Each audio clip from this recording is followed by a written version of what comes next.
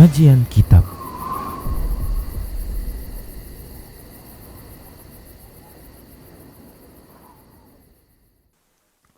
Bismillahirrahmanirrahim.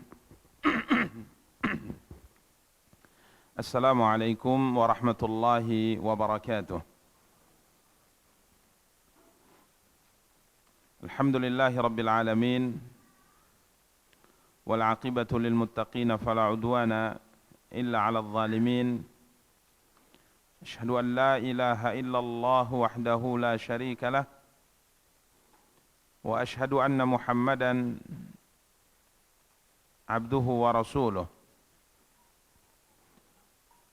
Salawatu Rabbi wa salamuhu alaihi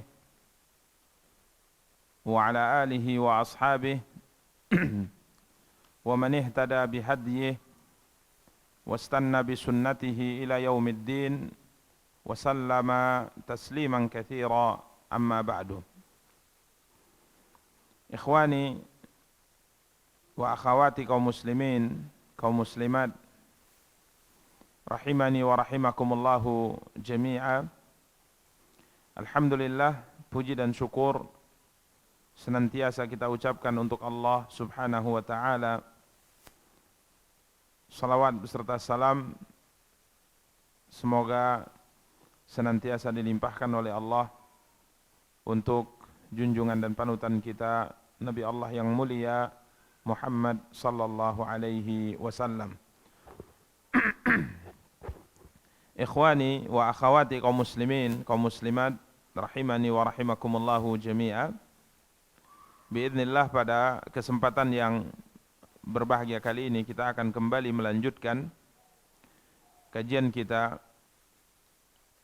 mencoba untuk membaca dan menjelaskan Sirah An-Nabawiyah, perjalanan hidup Nabi kita yang mulia sallallahu alaihi wasallam, dari kitab Al-Lu'lu'ul Maknun fi Sirati An-Nabiyyil Ma'mun, karya Syekh Musa bin Rashid Al-Azimi hafizahullahu ta'ala. Yang pada pertemuan yang lalu, alhamdulillah, kita masih membahas tentang Fathu Makkah, penaklukan kota Makkah Al-Mukarramah yang terjadi pada bulan Ramadan tahun 8 Hijriah. Di mana pada pertemuan yang lalu, para ikhwah dan akhwat yang dimuliakan dan dirahmati oleh Allah subhanahu wa ta'ala, kita telah sampai pada pembahasan berkaitan dengan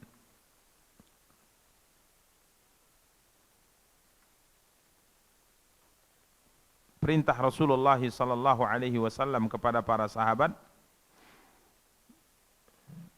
di Marrid Dhahran untuk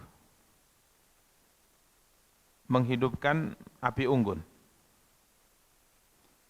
Bahkan Nabi kita yang mulia sallallahu alaihi wasallam memerintahkan agar setiap sahabat menghidupkan api unggun masing-masing,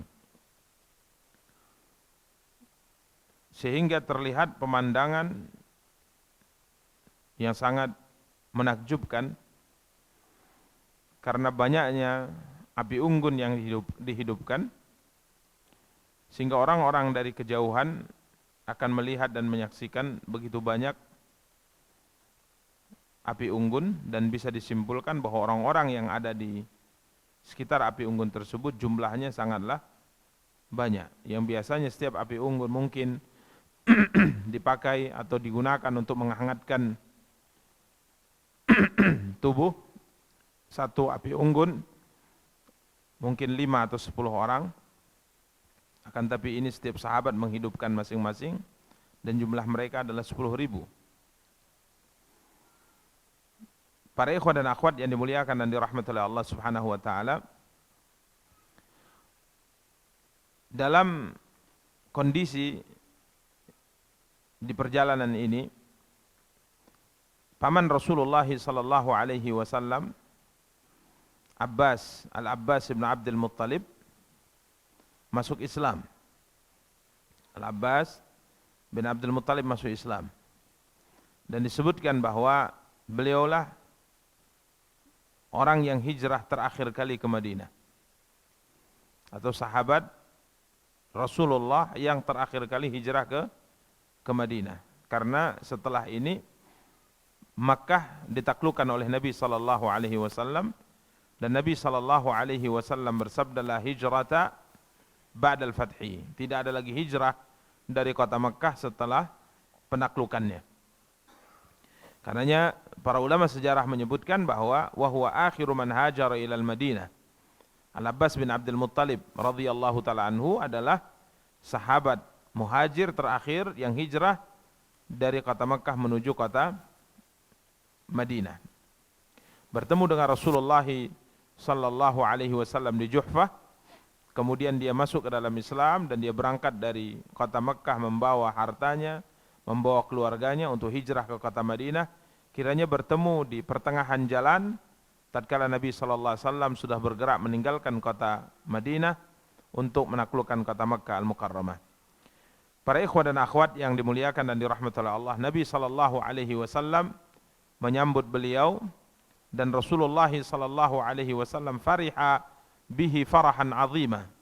Nabi sallallahu alaihi wasallam sangat senang ya dengan masuk Islamnya atau hijrahnya pamannya Al-Abbas ibn Abdul Muttalib radhiyallahu taala anhu. Para ikhwah dan akhwat yang dimuliakan dan dirahmati oleh Allah Subhanahu wa taala, adapun kapan beliau masuk Islam, ya, adapun kapan Al-Abbas masuk ke dalam Islam, sebenarnya jauh-jauh hari sebelum hijrahnya beliau ini beliau telah memeluk Islam. Akan tapi beliau tetap menetap di kota Mekah Al-Mukarramah. Dan pada pertemuan sebelumnya kita sudah jelaskan ya, tatkala Rasulullah sallallahu alaihi wasallam menaklukkan Khaybar, ya, ini cerita yang dinukil dari Hajjaj bin Ilad yang sudah pernah kita jelaskan pada pertemuan yang lalu, di mana beliau meminta izin kepada Rasulullah untuk berkata sesuatu agar kiranya ia bisa mengambil hartanya di kota Makkah Al-Mukarramah kemudian hijrah ke kota Madinah, di mana dia menginformasikan sesuatu yang tidak sesuai, yakni berdusta, menyampaikan bahwa Nabi kalah di perang Khaybar, Muhammad sallallahu alaihi wasallam terbunuh di perang Khaybar, ya, demi untuk informasi ini disampaikan agar ia bisa mendapatkan hartanya, ya, menarik hutang-hutang yang diambil oleh orang-orang Quraisy darinya. Kemudian setelah semua dibayarkan, maka beliau pun langsung bergerak menuju kota Madinah. Ini Al-Hajjaj bin Ilad. Ini sudah pernah kita bacakan ceritanya tatkala kita menjelaskan tentang perang Khaybar. Dari cerita Hajjaj bin Ilad yang sudah pernah kita bacakan, ya, mengisyaratkan bahwa Al-Abbas bin Abdul Muttalib itu telah masuk Islam. Karena tatkala informasi ini sampai kepada Al-Abbas bin Abdul Muttalib, maka beliau pun langsung lemas. Beliau tidak sanggup berdiri lagi. Ya, sampai akhirnya diberitahu oleh Hajjaj bin Ilad, sesungguhnya informasi yang benar adalah informasi yang akan membahagiakan kau wahai Abul Fadl. Maka kemudian diceritakanlah tentang kemenangan Rasulullah sallallahu alaihi wasallam. Kemudian beliau mendatangi orang Quraisy dan terjadi dialog antara orang Quraisy dengan Abbas tentang kemenangan Rasulullah sallallahu alaihi wasallam di perang Khaybar. Namun hijrahnya ini terjadi pada saat Nabi sallallahu alaihi wasallam telah bergerak dari kota Madinah menuju kota Mekah untuk menaklukkannya. Demikian para ikhwah dan akhwat yang dimuliakan dan dirahmati oleh Allah Subhanahu wa taala. Adapun orang-orang Quraisy, maka mereka tidak mengetahui pergerakan Nabi sallallahu alaihi wasallam. Tidak ada informasi apapun, ya, yang sampai kepada mereka tentang apa sebenarnya akan dilakukan oleh Rasulullah sallallahu alaihi wasallam. Mereka tahu bahwa Nabi sallallahu alaihi wasallam tidak menerima usulan dari Abu Sufyan untuk memperbaharui perjanjian yang telah disepakati di Hudaybiyah. Mereka tahu bahwa Nabi SAW menolaknya, dan tidak ada seorang pun sahabat yang bisa memberikan syafaat kepada Abu Sufyan untuk melakukan hal itu. Akan tapi apa yang akan dilakukan oleh Nabi ini mereka tidak tahu, karena Nabi SAW sendiri telah berdoa, ya Allah, tahanlah mata-mata dari mereka dan informasi apapun dari mereka sampai kami kejutkan mereka di pelataran negeri mereka. Sehingga nyaris, ya, dikatakan oleh para ahli sejarah tidak ada satu informasi yang didapat oleh orang-orang Mekah, khususnya para tokoh-tokohnya, apa yang akan dilakukan oleh Rasulullah sallallahu alaihi wasallam. Sehingga yang mereka lakukan hanya mencoba untuk mencari informasi. Maka disebutkan, ya, ada 3 orang tokoh dari tokoh Quraisy. Yang pertama Abu Sufyan ibn Harb yang akhirnya masuk Islam, Hakim bin Hizam yang juga akhirnya masuk Islam, dan Budail bin Warqa yang akhirnya masuk ke dalam Islam. 3 tokoh yang saat itu masih kafir meninggalkan kota Mekah, kemudian mencari informasi secara langsung dari orang yang lewat, dari orang yang ditemui, kemudian mereka melihat adakah pergerakan pasukan dan yang lainnya, ya, sehingga tujuan mereka adalah kalau seandainya bertemu dengan Rasulullah sallallahu alaihi wasallam, maka mereka ingin minta jaminan keamanan dari Rasulullah sallallahu alaihi wasallam. Maka berangkatlah 3 orang ini meninggalkan kota Mekah mencari informasi secara langsung. Ya, Abu Sufyan Al-Umawi, Hakim bin Hizam Al-Asadi, Budail bin Warqa Al-Khuzai radhiyallahu taala anhum wa ardhahum. Di saat itu Rasulullah sallallahu alaihi wasallam bersabda kepada para sahabat, sesungguhnya ada 4 orang di kota Mekah dari kalangan orang Quraisy, arba' bihim anisyirki wa arghab lahum fil Islam. Mereka sebenarnya orang yang jauh dari kesyirikan, ya, membenci kesyirikan pada hakikatnya, dan harapan terbesar dari mereka adalah memeluk agama Islam. Ada 4 tokoh di kota Mekah yang sifatnya seperti itu. Maka para sahabat bertanya, siapa mereka ya Rasulullah? Maka Nabi SAW bersabda, Attab bin Usaid. Ini yang pertama, Attab bin Usaid. Akhirnya beliau masuk Islam dan bahkan menjadi gubernur Makkah di saat Nabi SAW meninggalkan kota Makkah. Jadi kota Makkah dipimpin oleh Attab bin Usaid setelah ditinggalkan oleh Rasulullah setelah penaklukan. Ya, beliau dari Bani Umayyah, Attab bin Usaid atau Attab bin Asid Al-Umawi radhiyallahu taala anhu. Kemudian yang kedua, orang yang kedua adalah Jubair bin Mut'im. Ya, Jubair ibnu Mut'im radhiyallahu taala anhu. Kemudian yang ketiga Hakim bin Hizam. Ya, Jubair bin Mut'im dari Bani Naufal, orang Quraisy. Kemudian Hakim bin Hizam dari Bani Asad, dan ini memiliki hubungan kekerabatan dengan Khadijah bintu Khuwailid Al-Asadi, istri Nabi kita yang mulia sallallahu alaihi wasallam. Bahkan disebutkan beliau adalah anak paman dari dari Khadijah radhiyallahu taala anha. Kemudian orang yang keempat adalah Suhail bin Amr Al-Amiri.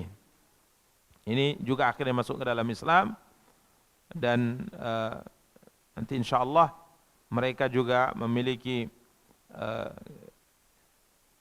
penyebutan dalam sejarah setelahnya, setelah masuk Islamnya mereka. Ini 4 orang yang kata Rasulullah adalah orang yang sangat diharapkan masuk ke dalam Islam di kota Makkah Al-Mukarramah.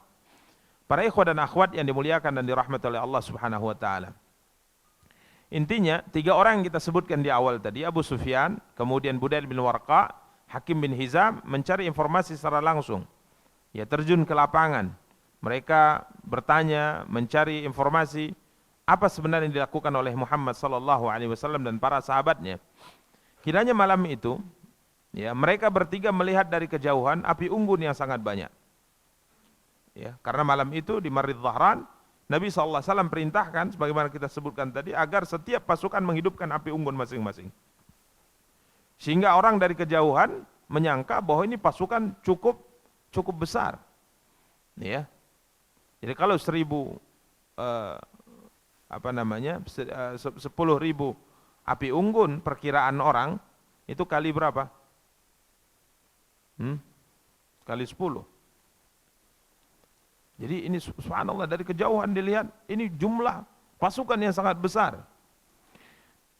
Dan dari kejauhan ini para ikhwan dan akhwat, Abu Sufyan, Hakim bin Hizam dan Budail bin Warqa melihatnya. Sehingga mereka merasa takut. ini pasukan mana seperti ini banyaknya. Maka Abu Sufyan kala itu mengatakan, ya, aku tidak pernah melihat api unggun seperti ini selamanya. Selama hidupku aku tidak pernah melihat api unggun sebanyak ini. Dan tidak pula tentara yang sebanyak ini. Maka Budail bin Warqa mengatakan, hadhihi wallahi huza'ah hamasyatal harb. Ini api unggun milik sukukunya ini sepertinya. Ini orang-orang Khuza'ah yang mereka dikumpulkan untuk menuntut balas atas pengkhianatan yang dilakukan oleh Banu Bakar terhadap mereka.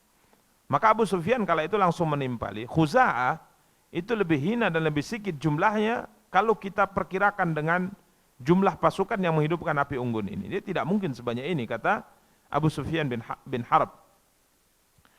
Maka dalam kondisi mereka bingung dari kejauhan melihat api unggun yang begitu banyak dan menyimpulkan pasukan juga besar, malam itu Abbas yang tadi sudah berangkat dan sudah bertemu dengan Rasulullah di Juhfah, sudah mengikrarkan keislamannya, malam itu beliau ingin agar informasi pergerakan pasukan Rasulullah yang semakin lama semakin mendekat ke kota Mekah, beliau ingin sampaikan informasi agar orang-orang Quraisy itu mendengar informasi ini dan langsung minta jaminan keamanan supaya tidak terjadi apa? Pertempuran. Karena kalau seandainya Rasulullah SAW masuk dan orang-orang Quraisy masih pongah, masih punya kesombongan dan melawan pasukan ini, kemungkinan besar orang Quraisy akan binasa seluruhnya. Ini pasukan yang dibawa oleh Nabi SAW adalah pasukan yang tidak ada kabilah manapun di Jazirah Arab yang bisa menghadangnya. Karena jumlahnya besar, 10.000 dengan perlengkapan persenjataan yang sangat lengkap.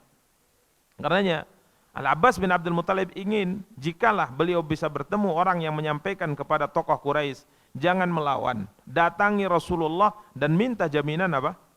Keamanan. Sudah, menyerah saja. Karena ini tidak mungkin untuk dilawan. Maka Al-Abbas kala itu di malam itu beliau menunggangi bagal, ya, kendaraan Rasulullah sallallahu alaihi wasallam, dan beliau yaltamisu ahadan yukhbiru Quraisyan bi amri Rasulillah hatta tastaslima wala tuqatil. Beliau naik kendaraan Rasulullah, menjauh dari askar, menjauh dari pos, menjauh dari perkemahan Rasulullah sallallahu alaihi wasallam, mencari seseorang yang mungkin bisa menyampaikan informasi kepada orang Quraisy agar mereka menyerah dan tidak melawan. Kiranya Abbas menjauh sampai akhirnya beliau mendekat ke tempat 3 orang kita sebutkan tadi. Ya, ini di malam hari gelap. Ya. Maka Abbas terus berjalan sampai dekat dan dia sampai mendengar perbincangan yang terjadi antara Abu Sufyan bersama dengan Hakim bin Hizam dan Budail bin Warqa. Di malam yang begitu gelap, Abu Sufyan tidak bisa, Al-Abbas tidak bisa melihat Abu Sufyan, tapi dia tanda dari suaranya. Ini suara Abu Sufyan ini sepertinya. Maka dia mengatakan, Abu Sufyan, ya, dia mengatakan, ya Aba Hanzalah, wahai Abu Hanzalah. Maka Abu Sufyan juga menyadari bahwa yang memanggilnya dia tanda ini adalah suara Abbas bin Abdul Muttalib. Maka dia mengatakan, Abul Fadl, ma wara'ak? Abul Fadl, apa yang terjadi? Jadi Abu Sufyan yakin bahwa Al-Abbas bin Abdul Muttalib tidak mungkin sampai di tempat ini di malam gelap, ya, di tengah malam seperti ini, kecuali ada perkara besar. Maka Abu Sufyan bertanya kepada Al-Abbas, Abul Fadl, ma wara'ak? Apa sebenarnya yang terjadi? Ya, malam-malam begini kok kamu keluar? Maka Al-Abbas mengatakan, waihaka ya Abu Sufyan, hadza Rasulullah finnas wa sabaha Quraisy wallah. Celaka engkau hai Abu Sufyan, celaka engkau hai Abu Sufyan. Sesungguhnya ini adalah Rasulullah. Jadi yang kalian bicarakan ini sebenarnya api unggun siapa, pasukan sebesar ini, pasukannya siapa? Ini sebenarnya siapa? Rasulullah. Duhai celakalah orang Quraisy demi Allah. Artinya kalau orang Quraisy melawan, orang Quraisy tidak menyerah, maka mereka akan binasa, mereka akan dihancurkan oleh pasukan besar yang dibawa oleh Nabi sallallahu alaihi wasallam. Maka Abu Sufyan langsung mengatakan famal hilah. Ya, lalu bagaimana yang mesti kita lakukan, mesti kami lakukan? Maka Al-Abbas mengatakan, wallah la in zafara bika la yadribanna unuqaka.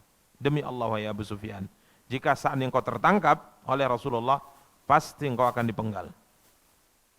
Pasti engkau akan dipenggal. Karena Quraisy di kota Mekah adalah orang-orang yang berada di posisi musuh. Dan ini kondisinya zaman perang. Ya. Jadi bertempur. Kalau tidak dibunuh maka membunuh. Maka jika seandainya Rasulullah SAW menangkapmu, engkau pasti akan dipenggal.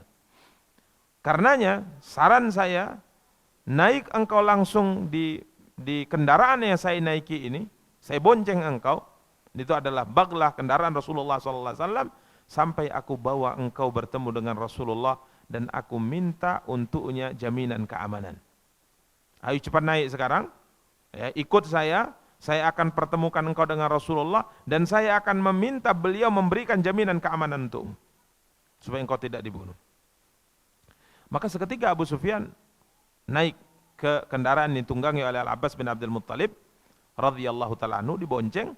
Adapun dua temannya ini Hakim bin Hizam dan Budail bin Warqa kembali ke kota Makkah Al-Mukarramah. Maka Abbas bin Abdul Muttalib terus membawa Abu Sufyan mendekati kemah Rasulullah SAW, dan tidaklah beliau berdua ya melewati api unggun para sahabat kecuali mereka bertanya, ini siapa yang lewat? Kata para sahabat. Ya, ini kondisi siap siaga, kondisi perang ini. Ini siapa? Dilihat, oh, ini pamannya. Ini paman Rasulullah SAW. Maka dibiarkan. Ya mungkin mereka tidak kenal siapa? Abu Sufyan, tidak kenal Abu Sufyan, atau mungkin malam tidak terlalu perhatian karena sudah paman Nabi, sudah berarti ini bukan musuh. Tiba-tiba jalan yang mereka tempuh melewati api unggunnya Umar bin Khattab radhiyallahu anhu, dan Umar adalah komandan yang ditunjuk oleh Nabi untuk menjaga keamanan pasukan. Maka lewat di sisi Umar. Qala man hadha? Ini siapa yang lewat? Kata Umar bin Khattab. Malam ini kan. Ya karena beliau bertanggung jawab sebagai komandan keselamatan dan keamanan pasukan, maka beliau berdiri. Jadi tidak cukup tanya, paman Rasulullah, dia berdiri. Kemudian dia katakan, ya, Umar bin Khattab radhiyallahu taala anhu berdiri. Kemudian karena berdiri mendekat, ya nampaklah siapa? Abu Sufyan. Ini sama-sama orang Mekah. Ya, sama-sama orang Mekah. Tentunya Umar bin Khattab sangat kenal sekali dengan siapa? Abu Sufyan. Dan belum lama kemarin kita telah jelaskan sudah bertemu juga di kota Madinah. Maka langsung Umar mengatakan, Abu Sufyan aduwullah. Oh, Abu Sufyan musuh Allah. Segala puji bagi Allah yang ya menundukkan engkau untuk kami tanpa adanya akad dan perjanjian apapun. Ya, subhanallah, artinya halal darahmu. Alhamdulillah, kata siapa? Umar bin Khattab radhiyallahu taala. Maka summa akhadha yastaddu nahwa Rasulillah. Ya tentunya tidak boleh langsung dibunuh kecuali atas izin siapa? Rasulullah sallallahu alaihi wasallam, apalagi dibonceng oleh Al-Abbas bin Abdul Muttalib radhiyallahu taala. Maka Umar bin Khattab berlari ya dengan cepat, berjalan dengan cepat untuk menemui Rasulullah SAW. Dan aku juga memacu, kata Al-Abbas, kendaraan untuk agar aku bisa dulu sampai di sisi Rasulullah SAW. Setelah sampai di tenda Rasulullah, aku pun langsung turun dan aku masuk, dan Umar tidak lama kemudian masuk.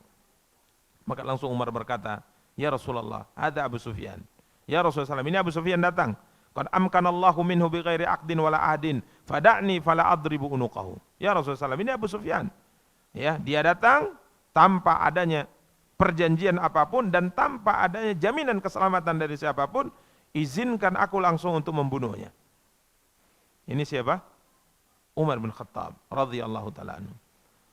Maka Abbas langsung mengatakan, ya Rasulullah, inni qad ajartuhu. Ya Rasulullah, saya telah memberikan jaminan keselamatan untuknya. Kemudian aku duduk. Jadi Umar mengatakan demikian, Abbas menimpali, kemudian Abbas duduk di sisi Rasulullah sallallahu alaihi wasallam. Dan Umar terus meminta izin untuk memenggalnya.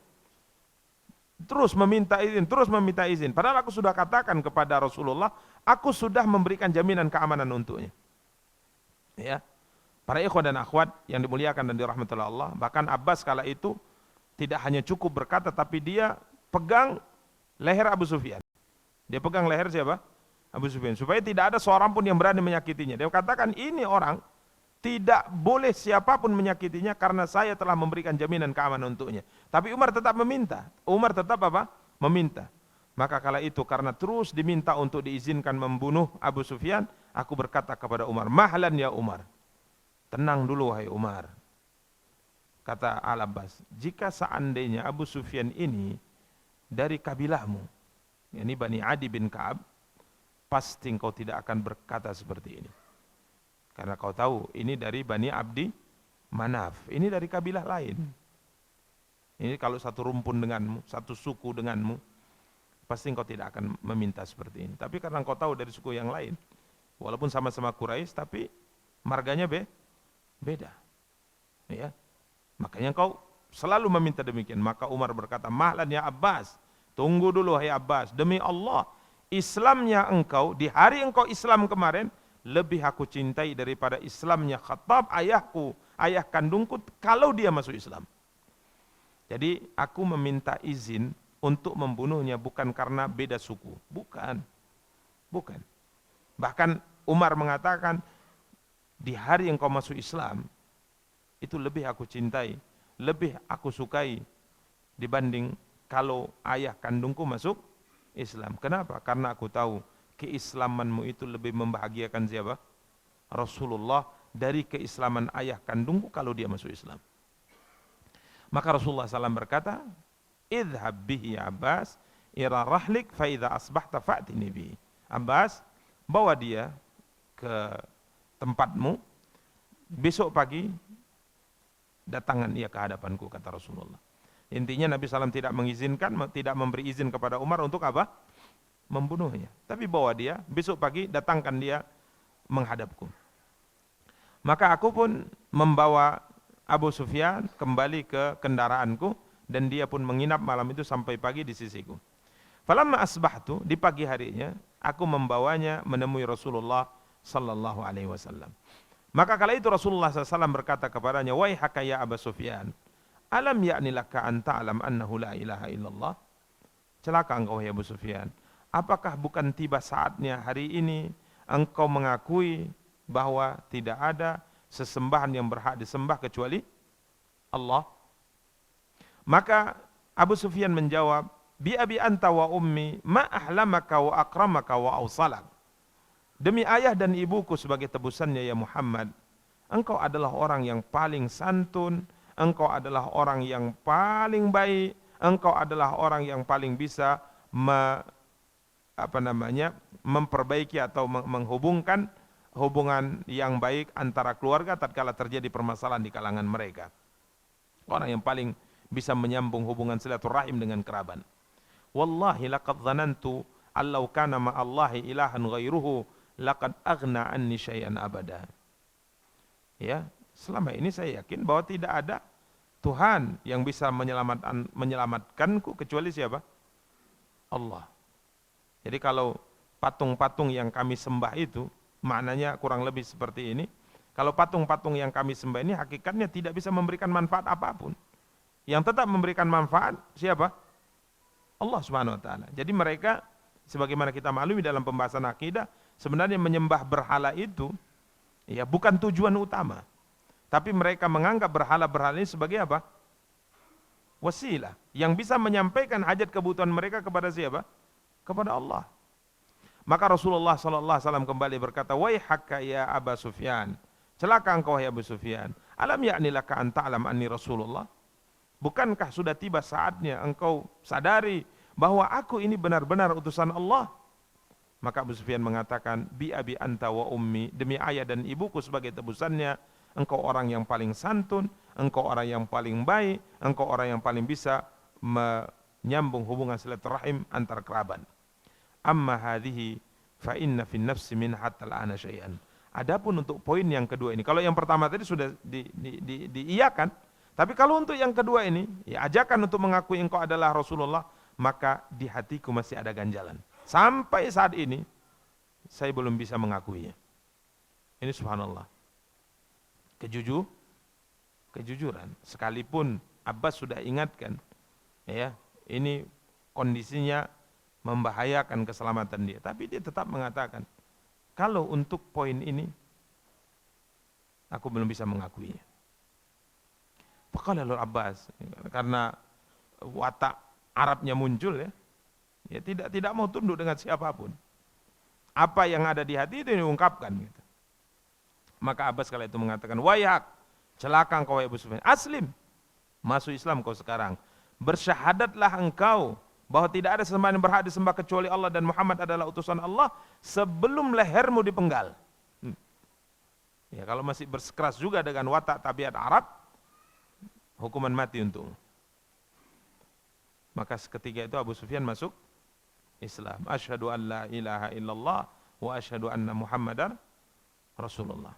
Maka Abbas berkata, ya Rasulullah, sesungguhnya Abu Sufyan ini rajulun yuhibbul fakhra. Dia suka kebanggaan, kedudukan. Maka berikan sebuah keputusan istimewa untuknya. Maka Rasulullah SAW bersabda, ya, ini ta'lif ya, untuk melembutkan hatinya, agar Islam yang baru masuk ke dalam hati ini benar-benar menjadi kokoh dan dia mencintai keislaman. Maka Rasulullah SAW bersabda, na'am ya, barang siapa yang masuk berlindung ke rumah Abu Sufyan, maka dia aman. Barang siapa yang masuk masjid, maka dia aman. Barang siapa yang menutup pintunya, maka dia aman. Ini jaminan keamanan bagi siapapun dari kalangan penduduk Mekah yang berlindung di rumah Abu Sufyan, aman. Tidak akan diganggu, tidak akan disakiti, ya, tidak akan dibunuh. Dan barang siapa yang masuk masjid Al-Haram, dia aman. Dan barang siapa yang masuk rumahnya dan menutup pintunya, maka dia aman. Demikian para ikhwah dan akhwat yang dimuliakan dan dirahmati Allah. Kemudian Nabi SAW perintahkan Abbas untuk menahan Abu Sufyan di satu tempat, di tempat yang agak tinggi, agar bisa melihat pergerakan pasukan Islam kelompok demi kelompok. Agar dia tahu bahwasanya kekuatan umat Islam ini adalah kekuatan yang tidak mungkin mereka akan tandingi lagi. Maka Abbas bin Abdul Muttalib radhiyallahu ta'ala melakukan apa yang diperintahkan oleh Rasulullah SAW. Maka lewatlah, ya, karena setiap kabilah itu diperintahkan oleh Rasulullah untuk bergabung dengan kabilahnya masing-masing dengan panji-panji perangnya. Ya, maka lewatlah kelompok demi kelompok pasukan-pasukan Islam saat itu, dan setiap kali lewat satu rombongan dengan persenjataan yang lengkap, ya, maka Abu Sufyan bertanya kepada Al-Abbas bin Abdul Muttalib, ini pasukan mana? Ya, ini pasukan mana dengan panjinya? Maka Abbas menjawab, ini kabilah Sulaim, ini Bani Sulaim. Maka Abu Sufyan mengatakan, sebenarnya apa sih urusan kami dengan orang Sulaim? Artinya selama ini tidak ada peperangan, tidak ada permusuhan, tiba-tiba mereka datang membawa pasukan kabilahnya lengkap, dengan persenjataan lengkap, kok memerangi kami? Apa urusan kami dengan orang-orang Sulaim? Kemudian lewat lagi. Maka Abu Sufyan bertanya, ini pasukan mana? Ini suku Ghifar, Bani Ghifar. Maka Abu Sufyan kembali mengatakan, mali wali Ghifar. Apa urusan kami dengan orang-orang Ghifar, dengan kabilah Ghifar? Jadi setiap kali lewat rombongan pasukan dari kabilah-kabilah yang berbeda-beda, Abu Sufyan tetap bertanya kepada Abbas, ini dari mana? Pasukan dari mana? Dari Ghifar, dari Muzainah, dari Juhainah, dari Asya, disebutkan kabilah demi kabilah. Setiap kali kabilah lewat dia selalu mengatakan, mali wali bani fulan. Sebenarnya apa sih yang terjadi? Ya, tidak ada peperangan, tidak permusuhan, tiba-tiba kok mereka datang ke negeri kami dan hendak menyerang kami. Maka kemudian tidak lama lewatlah pasukan Muhajirin dan Ansar bersama dengan Rasulullah SAW dengan memakai baju besi yang sangat lengkap. Jadi helm besinya, kemudian baju besinya, intinya perlengkapan yang tidak terlihat dari mereka kecuali besi semuanya. Ini pasukan tempur yang sangat lengkap. Ya, sampai di sini disebutkan fi katibatil khadra, ya, berwarna hijau. Intinya kalimat hijau ini biasa dipakai oleh orang Arab untuk menyebutkan tentang warna hitam. Jadi pasukan ini besar, dipimpin oleh Rasulullah dari kalangan Muhajirin dan Ansar, memakai pakaian yang sangat lengkap, pakaian perang yang sangat lengkap.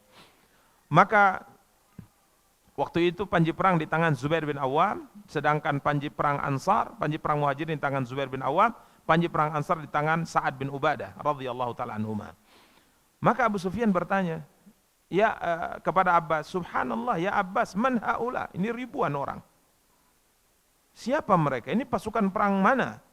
Ya, berbeda dari yang lainnya. Ini lengkap, persenjataannya yang paling lengkap, baju perang yang paling lengkap. Maka apa kata Abbas? Hadza Rasulullah fil muhajirin wal ansar. Ini adalah rombongan Rasulullah bersama dengan orang-orang muhajirin dan ansar. Maka Abu Sufyan langsung berkata, malih ahadin bihaula'i kibalun wala taqa. Ini pasukan tidak ada yang bisa melawannya. Ini pasukan tidak ada yang bisa melawannya. Maka kemudian Abu Sufyan berkata, ya Abul Fadl, wahai Abbas, sesungguhnya kerajaan anak saudaramu ini hari ini sudah sangat besar. Maka Abbas mengatakan, celaka engkau wahai Abu Sufyan, bukan kerajaan akan tapi kenabian. Ya, bukan kerajaan tapi kenabian. Baru masuk Islam ya. Faqala Abu Sufyan, oh iya katanya. Kenabian. Naam, kenabian. Kata Abu Sufyan radhiyallahu taala anhu. Subhanallah, di saat lewat pasukan demi pasukan, kita sebutkan tadi pasukan yang bersama dengan Rasulullah adalah Muhajirin dan Ansar. Panji perang Ansar dipegang oleh Sa'ad bin Ubadah. Maka tatkala melewati Abu Sufyan, kala itu Sa'ad berteriak. Dia mengatakan, ya Aba Sufyan, al-yawma yawmul malhamah, al-yawma tustahallul Ka'bah, al-yawma adallallahu Quraisyan. Hai Abu Sufyan, hari ini hari malhamah. Ini adalah hari perang besar antara kami dengan kalian. Hari ini Ka'bah akan dihalalkan. Hari ini Allah akan hinakan orang Quraisy. Ya, hari ini Allah akan hinakan orang Quraisy. Maka Abu Sufyan mengatakan, ya Abbas, habbaza yaumudz dzimar. Ya, wahai Abbas, apakah hari ini adalah hari kebinasaan kita? Yani karena Sa'ad bin Ubadah radhiyallahu taala anhu mengatakan bahwa hari ini akan dihinakan orang-orang apa? Quraisy. Maka tatkala Rasulullah sallallahu alaihi wasallam melewati Abbas, maka Abbas berkata, atau disebutkan di sini Abu Sufyan memanggil Rasulullah kemudian mengatakan, ya Rasulullah, amarta biqatli qaumik, apakah engkau memberikan perintah untuk membunuh kaummu sendiri? Qala la, Nabi mengatakan tidak. Maka Abu Sufyan mengatakan, alam ta'lam maqala Sa'ad bin Ubadah, apakah engkau tidak tahu apa yang diucapkan Sa'ad bin Ubadah? Ini sama-sama tokoh yang saling kenal. Sa'ad bin Ubadah tokoh Madinah. Sa'ad bin Ubadah tokoh Madinah. Karena Madinah terkenal dengan dua Sa'ad, yang sebagaimana pernah kita jelaskan pada pertemuan sebelumnya. Sa'ad bin Ubadah yang telah gugur setelah perang Khandaq, ya, setelah perang Khandaq. Sedangkan Sa'ad bin Ubadah, Allah SWT anugerahkan pada beliau umur panjang. Apakah engkau tidak mendengar apa yang dikatakan oleh Sa'ad bin Ubadah? Maka Rasulullah SAW bertanya, maqal, apa yang diucapkan? Maka disebutkan ucapannya tadi tatkala lewat Abu Sufyan, tatkala melewati Abu Sufyan. Maka Rasulullah SAW bersabda, kadzaba Sa'dun, ya, kadzaba Sa'dun. Sa'ad itu sudah salah, kata Rasulullah. Ini hari Allah agungkan Ka'bah, hari ini yaumun tuksafil Ka'bah. Ka'bah akan ditutupi dengan tutupan yang berbeda dari sebelumnya. Intinya ini adalah Allah Subhanahu wa taala akan muliakan Ka'bah, bukan Allah akan hancurkan Ka'bah, dan ini adalah Allah akan muliakan orang-orang Quraisy. Maka para ikhwan dan akhwat yang dimuliakan dan dirahmati Allah, Nabi SAW langsung memberikan kebijakan baru agar panji perang orang Ansar diambil dari Sa'ad dan diberikan kepada anaknya, yang pada akhirnya Sa'ad bin Ubadah mengusulkan agar panji perang itu jangan diberikan pada anaknya karena anaknya masih terlalu muda, tapi berikanlah kepada yang lainnya. Maka akhirnya Nabi SAW berikan kepada, dalam sebagai riwayat, kepada Az-Zubair ibn al-Awwam radhiyallahu ta'ala anhu. Para ikhwah dan akhwat yang dimuliakan dan dirahmati Allah, setelah melihat pergerakan pasukan ini sudah selesai dilihat oleh Abu Sufyan, maka Abu Sufyan pun langsung pulang ke kota Makkah Al-Mukarramah. Maka di sana dia kemudian, para ikhwah, mengumpulkan semua orang Quraisy. Dia berteriak mengatakan, ya ma'syara Quraisy, ya ma'syara Quraisy. Maka semua orang Quraisy kumpul, para tokoh-tokohnya kumpul. Ini Muhammad telah datang dengan membawa pasukan yang kalian tidak akan mampu untuk menghadangnya, melawannya. Karenanya barang siapa yang masuk ke rumahnya Abu Sufyan, berlindung di rumah saya, maka dia aman. Masya Allah. Ini fakar yang dimaksudkan oleh siapa? Al-Abbas bin Abdul Muttalib. Walaupun pengumuman berikutnya yang masuk rumahnya sendiri juga aman. Tapi boleh sebutkan yang pertama. Siapa yang berlindung ke rumah saya, Abu Sufyan, maka dia aman. Tidak akan disakiti, tidak akan dibunuh. Ya, kala itu sang istri Hindun binti Utbah, Hindu binti Utbah, ya, Hindun binti Utbah berkata, mendekati suami, ini suaminya Abu Sufyan, suaminya mendekati suaminya, kemudian ditarik janggutnya. Dia mengatakan, uqtulul hamitad dasim, bunuh saja oleh kalian ini orang yang gendut ini, yang hina ini, bunuh saja oleh kalian. Yang mana dia ini adalah seburuk-buruk orang yang kalian utus untuk mencari informasi. Bunuh saja ini orang penakut ini. Ini istrinya Hindun binti Utbah yang makan apa? Jantung Hamzah. Ini wanita yang sangat luar biasa ya. Sampai nanti kita sebutkan ini di antara wanita yang dihalalkan darahnya di penaklukan kota Mekah. Ini wanita dihukum apa? Diputuskan hukum mati, tapi akhirnya masuk Islam radhiyallahu taala. Jadi wanita pemberani, ya, wanita pemberani yang akhirnya memiliki anak yang sangat luar biasa bernama Muawiyah bin Abi Sufyan radhiyallahu taala anhuma. Jadi subhanallah, sang ibu ini mentalnya ya, sehingga anaknya juga seperti siapa? Muawiyah, ya. Karenanya kita punya anak ya seperti kita lah. Ya. Mental anak kita ya seperti kita. Ya, tidak mungkin bapaknya dan ibunya kelinci, anaknya singa gitu kan. Nah, mungkin. Ya minimal bapaknya kucing, anaknya singa mungkin ya, dekat. Tapi kalau kelinci kan jauh. Ya. Jadi jadilah apa? Jadilah singa. Supaya anak kita apa? Singa. Ya, ini biasa seperti dalam kehidupan. Jadi subhanallah, sampai tatkala beliau sedang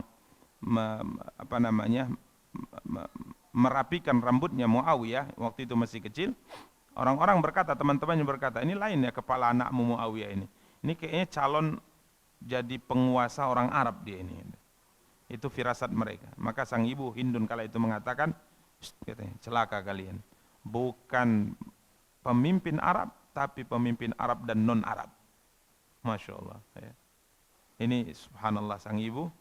Jadi bukan hanya sebagai raja Arab, ini akan menjadi raja Arab dan raja non-Arab. Dan terbukti, 20 tahun sukses menjabat sebagai gubernur Syam. Ya. Kemudian 20 tahun sukses sebagai khalifah. Ya, khalifah. Ini Muawiyah bin Abi Sufyan. Jadi ini mental ibunya seperti ini. Faqalalah Abu Sufyan berkata, janggut jadi tarik ini. Berani kali ini istri narik janggut siapa? Suaminya. Kalau istri kita gimana? Mana berani? Ya kan? Ini Masya Allah, wanita yang luar biasa ini. Wailaki, celaka engkau wahai istriku. Ja'abil haq. Dia telah datang membawa kebenaran. Faskuti wadukhul baitaki. Sudah diam saja, masuk rumah sudah. Ya, cari selamat saja kamu. Wa uqsimu billah. Saya bersumpah atas nama Allah, kalau engkau tak masuk Islam, kau pun akan dipenggal lehermu. Summa tafata ila qaumi. Kemudian Abu Sufyan melihat kepada orang Quraisy semuanya, dia mengatakan, wailakum, celaka kalian semua. Jangan kalian tertipu dengan ini wanita. Ya, ini bahaya nih wanita ini, provokator terbesar nih. Ya, fa inna qad ja'akum ma la qibala lakum. Aku sudah sampaikan kepada kalian, dia datang membawa pasukan yang tidak mungkin kita lawan. Karenanya siapa yang berlindung, saya ulangi lagi ya katanya, siapa yang berlindung di rumah saya aman. Diam dulu beliau, nggak dilanjutkan titah Nabi berikutnya. Maka orang pun heran, rumahmu mana kan cukup untuk semua penduduk? Maka baru dilanjutkan, yang masuk masjid juga aman, yang masuk rumahnya sendiri tutup pintu juga aman. Ya kalau kita bilang, bilanglah dari tadi. Tapi inilah fakhr ya, inilah fakhr. Ya, demikian para ikhwah dan akhwat yang dimuliakan dan dirahmati oleh Allah Subhanahu wa taala.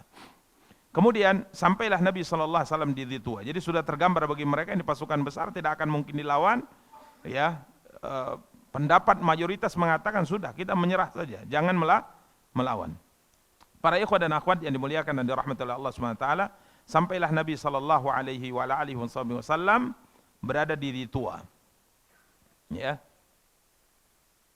Ini sudah mendekat di gerbang Makkah. Maka di sini Nabi SAW kembali menyusun pasukannya, ya, menunjuk komandan-komandannya, dan Nabi SAW memberikan perintah setiap satuan pasukan itu masuk dari arah mana, memasuki kota Makkah Al-Mukarramah. Para ikhwah dan akhwat yang dimuliakan dan dirahmati oleh Allah, ada Khalid bin Walid memimpin kabilah-kabilah seperti Aslam, Sulaim, Ghifar, Muzainah, Juhainah, ya. Kemudian ada Az-Zubair bin Awwam memimpin orang-orang muhajirin, ya, sedangkan Nabi SAW bersama dengan orang-orang Ansar.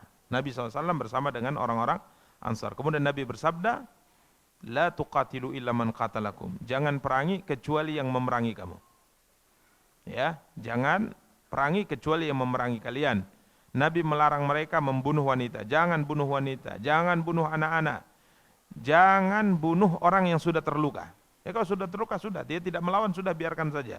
Dan jangan mengejar orang-orang yang melarikan diri. Tapi Nabi SAW mengecualikan, ya, 10 orang. Ya, dalam sebagian riwayat ada beberapa tambahan.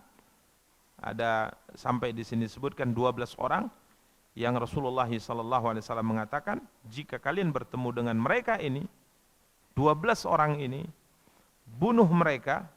Ini hukuman mati atas mereka, sekalipun mereka bergantungan di kain kiswah Ka'bah. Ini hukuman mati untuk mereka. Pertama, Ikrimah bin Abi Jahal. Ikrimah bin Abi Jahal. Yang kedua, Abdullah bin Sa'ad bin Abi Sarah. Ya, tentunya kalau kita sebutkan Ikrimah bin Abi Jahal, kita tahu bagaimana permusuhannya kepada Nabi dan kaum muslimin. Anaknya siapa? Abu Jahal. Kemudian Abdullah bin Sa'ad bin Abi Sarah.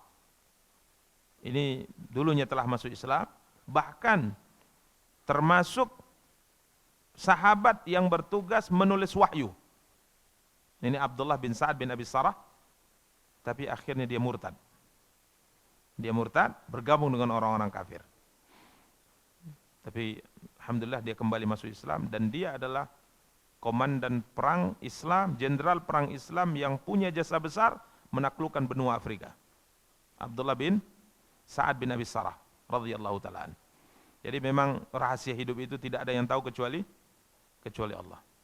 Ya, siapa yang taubat, maka semua dosa yang dilakukan sebelum taubat akan dihapus oleh Allah Subhanahu wa taala. Kemudian ada yang ketiga, Mikyas bin Subabah. Mikyas bin Subabah. Ya. Ini disebutkan di sini bahwa dia punya saudara dibunuh oleh orang Ansar. Kemudian Nabi SAW bayarkan diatnya untuk saudaranya. Jadi sudah selesai berdamai, bayar diat. Ya, qaddarallah dia melakukan pelanggaran. Ya, artinya sudah damai, sudah bayar diat. Akhirnya Mikyas ini membunuh juga. Dibunuhnya orang yang membunuh saudaranya. Ya, kemudian dia lari ke kota Mekah, melarikan diri karena di akhir setelah perdamaian diat sudah dibayarkan oleh Rasulullah, dia kurang puas, maka dia bunuh orang yang membunuh saudaranya tadi, padahal sudah selesai dengan dibayar diat, dia bunuh kemudian lari ke Mekah murtad. Ini juga diputuskan hubungan mati oleh Nabi kita yang mulia sallallahu alaihi wasallam, Mikyas bin Subabah. Kemudian Abdullah bin Khatal. Ini penjelasan riwayat mereka ini disebutkan oleh Asy-Syaikh pada pembahasan berikutnya. Kalau ini pembahasan di halaman 42, akhir daripada cerita mereka beliau sempurnakan di halaman 68. Ya, 68. Di mana Mikyas bin Subabah, kalau Abdullah bin Sa'ad, Ikrimah bin Abi Jahal, Abdullah bin Sa'ad bin Abi Sarah akhirnya masuk Islam, ya. Sedangkan Mikyas bin Subabah ini mereka temui sedang berada di pasar dan langsung mereka bunuh. Kemudian yang keempat, Abdullah bin Khatal. Abdullah ibnu Khatal. Dia dulunya Muslim, dikirim oleh Nabi SAW dengan seorang Ansar mengambil sedekah, tugas zakat. Ya, kemudian Nabi SAW juga perintahkan agar ada seorang budak yang muslim yang mendampingi mereka. Kiranya subhanallah dia bunuh budak tadi, ya, karena budak disuruh untuk menyiapkan makanan, tidak mau gitu, agak bandel. Maka dia tidak sabar, langsung dibunuh. Kemudian akhirnya dia murtad dan dia membuat rangkaian-rangkaian syair menghina Rasulullah sallallahu alaihi wasallam. Dan kala itu dia lari dan masuk ke Masjidil Haram, kemudian berlindung di kain kiswah. Abu Barzah al-Aslami terus mengejarnya dan akhirnya membunuhnya di sisi Ka'bah. Ini Abdullah bin Khattal. Kemudian orang yang kelima, Al-Huwairis bin Nuqaid. Ini orang ahli syair yang juga sangat membenci Rasulullah sallallahu alaihi wasallam dan membuat syair-syair menghina Rasulullah SAW, dan dia akhirnya ditemui oleh Ali bin Abi Thalib dan Ali pun membunuhnya. Kemudian orang yang keenam ada Habbar Ibnul Aswad. Ini laki-laki yang pernah kita ceritakan tatkala hijrahnya Zainab bintu Rasulullah. Dialah yang menghalang-halangi unta yang ditunggangi oleh Zainab sehingga akhirnya Zainab pun jatuh. Kala itu beliau sedang hamil, ya, jatuh dan akhirnya gugur kehamilannya. Ya. Maka para ikhwan dan akhwat yang dimuliakan dan dirahmati oleh Allah Subhanahu wa taala, beliau dicari, ya. Beliau dicari-cari, tidak ada yang menemukannya, melarikan diri sampai akhirnya dia datang ke kota Madinah kepada Rasulullah, kemudian masuk Islam. Ya, kemudian masuk Islam radhiyallahu taala anhu. Kemudian orang yang ketujuh, ini dia wanita yang kita singgung tadi, istrinya Abu Sufyan, ibunya Muawiyah bin Abi Sufyan, Hindun binti Utsbah. Dan kita tahu ya bagaimana kebenciannya kepada Islam dan kaum muslimin, bagaimana ia memakan jantungnya Hamzah di perang Uhud. Bahkan dialah wanita yang mutilasi, yang memutilasi jasad Hamzah. Ya. Ini juga diputuskan hukuman mati oleh Rasulullah sallallahu alaihi wasallam dan dia bersembunyi di hari penaklukan kota Mekah. Kemudian dia masuk Islam dan membaiat Rasulullah sallallahu alaihi wasallam. Sebenarnya nanti dalam baiat akan diceritakan, ya, Nabi SAW mengatakan membaiat mereka, kaum wanita, jangan bunuh anak-anak kalian. Ya, maka dia mengatakan kami melahirkan mereka dan mendidik mereka sampai besar, sudah besar malah kalian yang bunuh, kan. Ini Hindun binti Utsbah. Ya, dia pula yang Nabi sallallahu alaihi wasallam menyebutkan agar tidak mengambil harta orang tanpa hak, mencuri. Maka dia mengatakan, ya Rasulullah, bagaimana jika saya suami itu pelit? Karena Abu Sufyan itu orangnya apa? Pelit. Ya, apakah boleh saya mengambil hartanya tanpa izin? Ya. Ini ketahuannya kalau hartanya sedikit, kalau banyak mana tahu, kan. Jadi harta Abu Sufyan itu banyak. Jadi diambilnya dan dia tidak tahu gitu. Karena dia orang pelit. Maka Rasulullah SAW mengatakan, ambil walaupun tanpa izin yang mencukupi nafkahmu dan anakmu.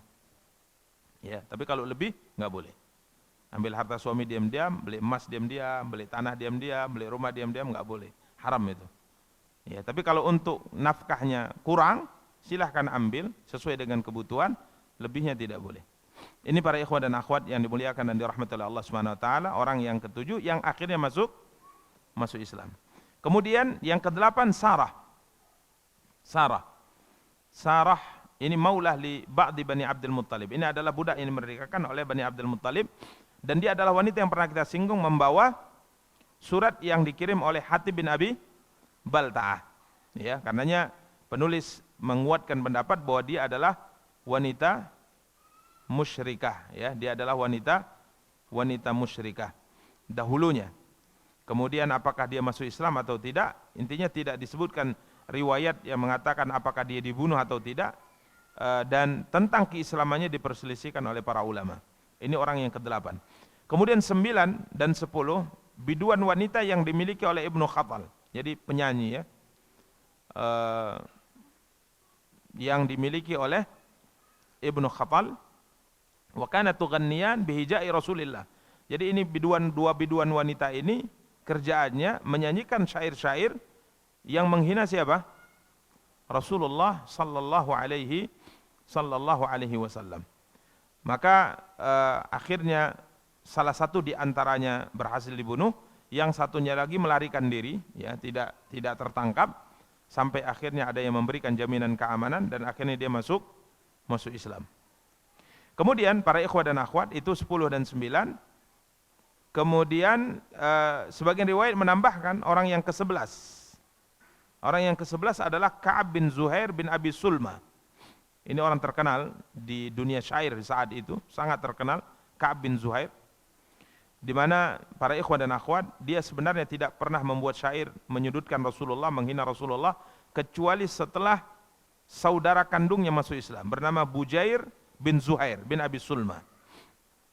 Sama-sama ini dari keluarga syair, ya, dari keluarga syair. Ayah mereka Zuhair bin Abi Sulma ini adalah syair nomor wahid lah di Jazirah Arab. Ya, ada beberapa syair yang disebut dengan sahibul mu'allaqat, yakni orang-orang yang syairnya itu karena bagusnya, hebatnya, itu sampai hasil buatan syairnya itu ditulis secara khusus, kemudian digantung di Ka'bah. Ya, digantung ada beberapa orang itu. Dan dia memang di pasar-pasar membanggakan kabilah dengan syair-syair, mereka memang dewan jurinya gitu. Mereka adalah dewan juri. Jadi mereka yang memutuskan, ini syairnya bagus, ini kurang bagus, ini lebih bagus. Mereka lah dewan jurinya. Jadi Ka'ab ini akhirnya menghina Rasulullah, menyudutkan Rasulullah, ya, setelah saudaranya Bujair bin Zuhair bin Abi Sulma masuk Islam. Mulailah dia membuat syair-syair yang menghina siapa? Rasul kita yang mulia sallallahu alaihi wa alihi wasallam. Dan akhirnya beliau masuk Islam setelah benar-benar diingatkan oleh saudaranya bahwa kalau engkau tidak bertaubat, engkau tidak minta maaf, engkau tidak masuk Islam, akhir kehidupanmu adalah kematian. Karena Rasulullah telah membunuh banyak penyair-penyair sepertimu yang tidak mau masuk Islam. Akhirnya subhanallah, dia datang ke kota Madinah, ya, dia datang ke kota Madinah dengan menyamar, kemudian menemui Rasulullah di masjid, dan Nabi tidak kenal, sahabat tidak kenal, kemudian mengatakan, ya Muhammad, jika seandainya, ya Rasulullah, jika seandainya Ka'ab bin Zuhair hendak masuk Islam, kemudian saya mendatangkan ia kepadamu, kemudian dia masuk Islam, apakah engkau menerima dia? Nah, pintar ya. Maka Nabi mengatakan, tentu, kata Rasulullah. Maka dia mengatakan, sayalah orangnya. Kemudian dia masuk Islam. Kemudian di situ langsung dia, tatkala dia mengatakan demikian, ada orang Ansar yang berdiri. Ya, padahal dia sudah mengatakan, sayalah orangnya, saya asyhadu alla ilaha illallah wa asyhadu anna Muhammadar Rasulullah. Maka dia mengatakan gini, orang Ansar berdiri, kemudian mengatakan, ya Rasulullah SAW, izinkan aku membunuh dia ini. Kata salah seorang di antara Ansar. Tapi Nabi mengatakan, ya, enggak bisa, dia sudah masuk Islam. Maka kemudian dia langsung di situ mengungkapkan syair yang sangat indah, ya, diawali dengan kalimatnya, banat suadu wa qalbil yaumu matsbulu. Panjang syairnya, dan dia tidak menyebutkan di situ pujian kepada orang Ansar. Bahkan ada rada-rada menghinakan orang Ansar, karena gara-gara ini satu orang tadi minta izin untuk membunuhnya. Yang dia puji habis-habisan orang Muhajirin. Ya, maka orang Ansar pun merasa ini orang perlu kasih pelajaran ini kan gitu. Maka Nabi katakan, ya Ka'ab, kasih pujian kepada mereka, karena mereka layak untuk dipuji. Karena sebagaimana kita katakan pada beberapa pertemuan sebelumnya, orang kalau ingin ucapannya, perkataannya itu didengar oleh semua bangsa Arab, maka buatlah apa? Syair. Makanya kalau orang dihina dengan syair, itu semua orang akan tahu. Dipuji dengan syair, semua orang akan tahu. Karena syair itu fungsinya seperti media di zaman kita. Ya. Maka akhirnya dimulai puji sedikit orang Ansar. Walaupun dia kurang srek juga dengan orang Ansar, sudah jelas saya masuk Islam, bertaubat, tapi ada salah seorang di antara mereka yang minta untuk memenggal lehernya. Ya. Ini orang ke berapa? Ke-11 yang dihukum mati namun akhirnya masuk ke dalam Islam. Dalam sebagian riwayat orang yang ke-12 adalah Wahsy bin Harb. Wahsy yang membunuh siapa? Hamzah ibnu Abdul Muttalib radhiyallahu taala anhu. Beliau juga diputuskan hukuman mati, akan tapi akhirnya beliau juga masuk Islam radhiyallahu taala anhu. Ini para ikhwah dan akhwat yang dimuliakan dan dirahmati oleh Allah Subhanahu wa taala, orang-orang yang diputuskan hukuman mati atas mereka, yang sebagian mereka akhirnya terbunuh dan sebagian mereka masuk ke dalam Islam. Berikutnya para ikhwah dan akhwat yang dimuliakan dan dirahmati oleh Allah Subhanahu wa taala, orang Quraisy tatkala Nabi sudah hendak memasuki gerbang kota Makkah Al-Mukarramah, mereka menyiapkan pasukan dari kabilah-kabilah sekutu mereka untuk menghadang Rasulullah sallallahu alaihi wasallam, khususnya arah yang dimasuki oleh kabilah-kabilah yang dipimpin oleh Khalid bin Walid. Jadi ada sekutu-sekutu mereka dari Bani Bakar dan yang lain-lainnya disiapkan oleh mereka untuk melawan.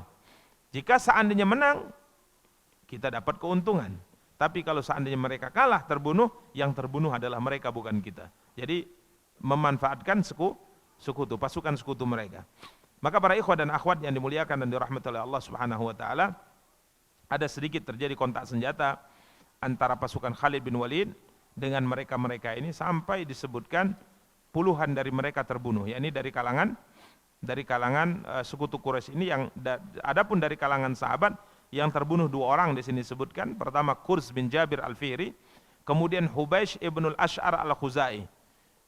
Disebutkan beliau ini, yakni Hubaish bin Ash'ar, adalah saudara kandung dari Ummu Ma'bad, wanita yang akhirnya masuk Islam dengan suaminya, yang bertemu dengan Rasulullah di saat perjalanan hijrah. Ummu Ma'bad, wanita yang paling baik dan paling sempurna menyifati memberikan sifat fisik Rasulullah sallallahu alaihi wasallam. Para ikhwan dan akhwat yang dimuliakan dan dirahmati oleh Allah Subhanahu wa taala, maka Rasulullah SAW masuk, bergerak, kemudian Rasulullah mengatakan, masuki tanah haram. Rasulullah SAW mengatakan pada para sahabat, tempat pertemuan kita atau kemah saya adalah di daerah yang namanya Khaif. Daerah yang namanya Khaif. Ini tempat berada di antara Mina dan Makkah, yang dulu disebutkan dalam sejarah pembaikotan yang dilakukan oleh orang-orang kafir terhadap Bani Hashim ini dilakukan di tempat itu. Di situ mereka sepakat untuk membaikot Bani Hashim karena masih mempertahankan Rasulullah SAW. Tidak akan menikah dan tidak akan dinikahi dengan Bani Hashim, tidak akan berjualan dengan Bani Hashim, tidak akan membeli, tidak akan menjual dari Bani Hashim. Itu mereka lakukan di daerah Khaif. Ini sebuah tempat yang berada di antara Mina dan Ka'bah Al-Mukarramah. Maka Nabi mengatakan, di tempat itu kita akan berkumpul, kata Rasulullah sallallahu alaihi wasallam. Para ikhwah dan akhwat yang dimuliakan dan dirahmati Allah, Nabi tidak menetap di kota Makkah sendiri, karena beliau sudah tidak punya tempat di sana. Bahkan Nabi sallallahu alaihi wasallam mengatakan, apakah Aqil masih meninggalkan rumah kita di kota Makkah? Karena sebagaimana kita maklumi bahwa Abu Talib dalam sebagian penjelasan punya 4 anak laki-laki. Pertama Talib, kemudian Aqil, kemudian Ali, kemudian Ja'far. 2 mereka masuk Islam, yang 2 kafir saat itu. Dan tatkala Abu Talib meninggal, khususnya setelah hijrah, para sahabat, semua harta yang ditinggalkan oleh keluarga mereka semuanya diambil oleh Aqil. Semuanya dikuasai olehnya. Ya, padahal di situ ada hak Ali bin Abi Thalib, ada hak Ja'far, tapi dikuasai, dirampas olehnya semua. Dan qaddar Allah, akhirnya semua rumah dan aset ini dijual oleh orang lain. Dijual kepada orang lain. Sehingga akhirnya Nabi SAW tidak punya tempat khusus dengan keluarga Bani Hashim lagi di kota Makkah Al-Mukarramah, sehingga beliau menetap di daerah yang disebut dengan Khaif. Para ikhwah dan akhwat yang dimuliakan dan dirahmati oleh Allah Subhanahu wa taala, kemudian Rasulullah SAW masuk ke kota Makkah Al-Mukarramah, dikawal ketat oleh sahabat Muhajirin dan Ansar. Pada hari Jumat 10 terakhir di bulan Ramadan tahun 8 Hijriah. Disebutkan dalam sebagian riwayat 21 Ramadan. Ya, tanggal 21 Ramadan, hari Jumat tanggal 21 Ramadan tahun 8 Hijriah. beliau menaiki naqatahul qaswa, menaiki kendaraan untanya bernama Qaswa, dan membonceng Usamah bin Zaid, ya, membonceng Usamah bin Zaid, dan beliau memakai pakaian perang lengkap, ya, dan kala itu beliau menundukkan kepalanya sebagai bentuk tawadhu dan syukurnya kepada Allah Subhanahu wa taala, dan beliau kala itu mengulang-ulang firman Allah yang Allah firmankan dalam surat Al-Fatah, inna fatahna laka fatham mubina liyaghfira laka Allahu ma taqaddama min dzambika wa ma ta'akhkhara wa yutimma ni'matahu 'alaik, dan seterusnya. Beliau ulang-ulang ayat ini sambil beliau tundukkan apa? Kepala beliau. Tidak angkuh, tidak pongah atas kemenangan yang beliau dapatkan, ya, padahal sebagaimana kita ketahui sekian tahun yang lalu beliau keluar dari kota Mekah, diusir, dikejar-kejar, bahkan kepalanya dihargai sekian unta, ya, 100 ekor unta baik hidup maupun mati. Tapi beliau pulang dalam kondisi sebagai seorang penakluk. Itu pun subhanallah, ketawaduan beliau tetap beliau tunjukkan kepada Allah SWT. Beliau tidak memasuki kota Mekah dengan mengangkat atau mendongakkan kepalanya sebagaimana penakluk-penakluk di dalam sejarah-sejarah yang tercatat, tapi beliau tundukkan sambil mengulang-ulang firman Allah dalam surat Al-Fatah. Ini para ikhwah dan akhwat yang dimuliakan dan dirahmati oleh Allah Subhanahu wa taala. Kemudian tatkala suasana sudah mulai agak siangan, maka Nabi kita yang mulia sallallahu alaihi wasallam minta izin untuk masuk ke rumah Ummu Hani. Ya, Ummu Hani yakni saudarinya siapa? Abu Talib. Dan Nabi SAW di situ mandi, ya, beliau mandi, dan Fatimah radhiyallahu taala anha menutupi Rasulullah SAW dengan kain. Kemudian setelah selesai mandi, maka Rasulullah SAW mengerjakan salat 8 rakaat, ya, 8 rakaat. Sebagian ulama mengatakan ini salat duha, sebagian mengatakan ini adalah salat sebagai bentuk syukur, disebut dengan salatul fatah, ya, salat penaklukan satu negeri atau kota. Dan ini dilakukan oleh komandan-komandan perang kaum muslimin setiap kali menaklukkan sebuah daerah atau sebuah kota, maka mereka melakukan salat 8 rakaat ini, seperti yang dilakukan oleh Sa'ad bin Abi Waqqas tatkala menaklukkan Madain, kota Madain yang merupakan pusat, ya, atau ibu kota dari kekaisaran Persia. Para ikhwah dan akhwat yang dimuliakan dan dirahmati Allah, tatkala beliau sedang mandi tadi, tiba-tiba Ummu Hani minta izin untuk berbicara dengan Rasulullah SAW. Maka Nabi SAW mengatakan, siapa ini yang minta izin? Maka dikatakan, saya Ummu Hani ya Rasulullah. Ya. Kemudian, marhaban ya Ummu Hani, ada apa? Ada keperluan apa? Maka Ummu Hani mengatakan, ya Rasulullah, sesungguhnya ibnu ummi, anak dari ibuku, yakni Ali bin Abi Thalib, anak dari ibuku yakni Ali bin Abi Thalib, mengatakan bahwa dia akan membunuh seorang laki-laki yang sudah aku berikan jaminan keselamatan untuknya. Ada 2 saudara iparnya Ummu Hani, Al-Haris bin Hisham bin Mughirah dan Abdullah bin Abi Rabi'ah. 2 orang ini Ummu Hani telah memberikan jaminan keselamatan untuk mereka berdua. Tapi Ali bin Abi Thalib tidak menerimanya. Tetap saya akan membunuh mereka berdua ini. Maka Rasulullah berkata, qad ajarna man ajarti ya Ummu Hani. Wahai Ummu Hani, sesungguhnya kami telah memberikan jaminan keselamatan bagi siapapun yang telah engkau jamin keselamatan untuk mereka. Maka Ummu Hani pun menyampaikannya ini kepada siapa? Ali bin Abi Thalib. Setelah selesai mandi dan mengerjakan salat, maka Rasulullah SAW bergerak untuk memasuki Masjidil Haram bersama dengan Muhajirin dan Ansar, di depan, di kanan, di kiri, dan di belakang. Dan semua tentara kala itu mendampingi Rasulullah, mereka bertahlil, mereka semua bertakbir. Kemudian Nabi SAW mendekati Hajar Aswad, kemudian Nabi SAW menciumnya, ya, dalam sebagian riwayat beliau menyentuh dengan mihjan, ini dengan tongkat beliau. Kemudian Nabi SAW mencium ujung tongkat yang menyentuh Hajar Aswad. Kemudian beliau mengerjakan tawaf 7 putaran. Dan kala itu di Masjidil Haram, di sisi Ka'bah ada 360 sanaman. Ada 360 patung. Yang satu patung dengan yang lainnya diikat dengan menggunakan besi-besi.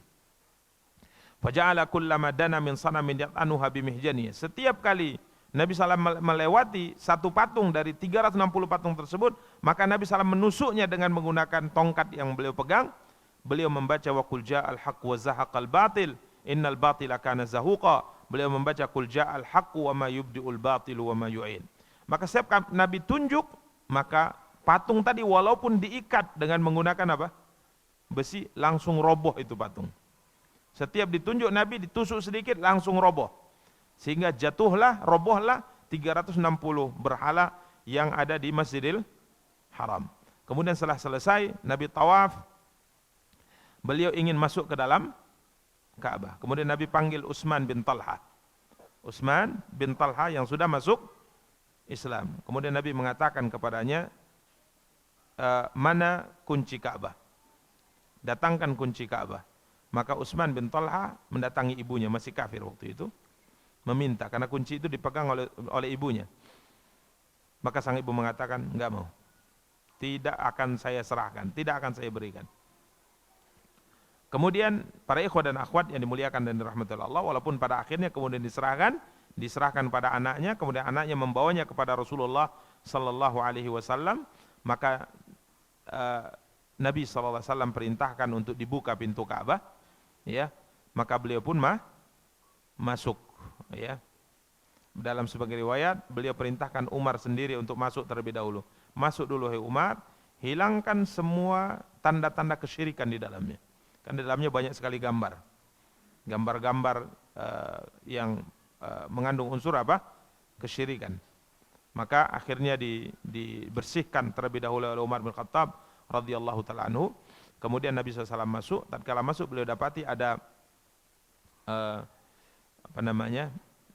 patung dari kayu, 2 merpati. Maka kemudian Nabi SAW hancurkan, kemudian Nabi SAW membuangnya. Kemudian Nabi juga masih mendapati beberapa gambar yang tersisa. Ya, di situ ada gambar Nabi Ibrahim dan Nabi Ismail yang mereka sedang mengundi dengan menggunakan anak panah. Dan di situ juga Nabi melihat ada gambar Maryam alaihissalam. Ya, kemudian Nabi SAW mencela orang-orang yang membuatnya. Kemudian Nabi SAW perintahkan semua gambar harus dibersihkan dari Ka'bah ini. Para ikhwah dan akhwat yang dimuliakan dan dirahmati Allah, kala itu Nabi SAW memerintahkan coba datangkan air untuk benar-benar dibersihkan ini sisa-sisa gambar-gambar yang mereka gambar di dinding Ka'bah ini.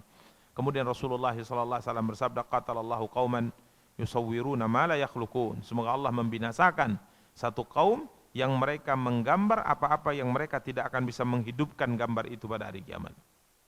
Karena kita maklum ya, kita paham bahwa Nabi SAW pernah bersabda, orang yang paling keras siksanya pada hari kiamat adalah yang melukis makhluk yang bernyawa. Yang paling berat siksanya.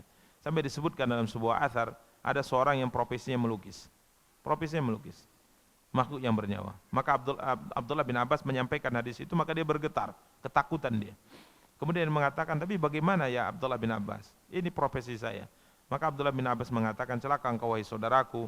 Ya, kalau seandainya engkau masih ingin profesi seperti itu, maka coba engkau lukis gunung, pohon, dan ciptaan Allah yang tidak bernyawa. Ini solusinya. Ya, ini para ikhwah dan akhwat yang dimuliakan dan dirahmati oleh Allah Subhanahu Wa Taala. Kemudian Nabi SAW perintahkan setelah bersih, beliau masuk, ditutup Ka'bah. Ya. Kala itu di dalam Ka'bah hanya ada beliau dengan Usamah bin Zaid, Bilal bin Rabah dan Utsman bin Talha. Usamah bin Zaid, Bilal bin Rabah dengan Utsman bin Talha. Ya, pemegang kunci Ka'bah. Kemudian beliau di dalam lama sekali, ya. Dan di dalam beliau mengerjakan apa? Salat, ya, beliau mengerjakan salat. Kemudian para ikhwah dan akhwat yang dimuliakan dan dirahmati oleh Allah SWT, setelah selesai beliau mengerjakan salat di dalam bersama dengan 3 orang sahabat ini, ya, Utsman bin Talha, Bilal bin Rabah dan Usamah bin Zaid. Maka beliau keluar. Beliau keluar, kiranya orang Quraisy semuanya sudah menanti di masjid. Ya. Maka semua mereka menunggu apa keputusan sang Rasulullah, ya, seorang pemimpin yang menaklukkan Makkah.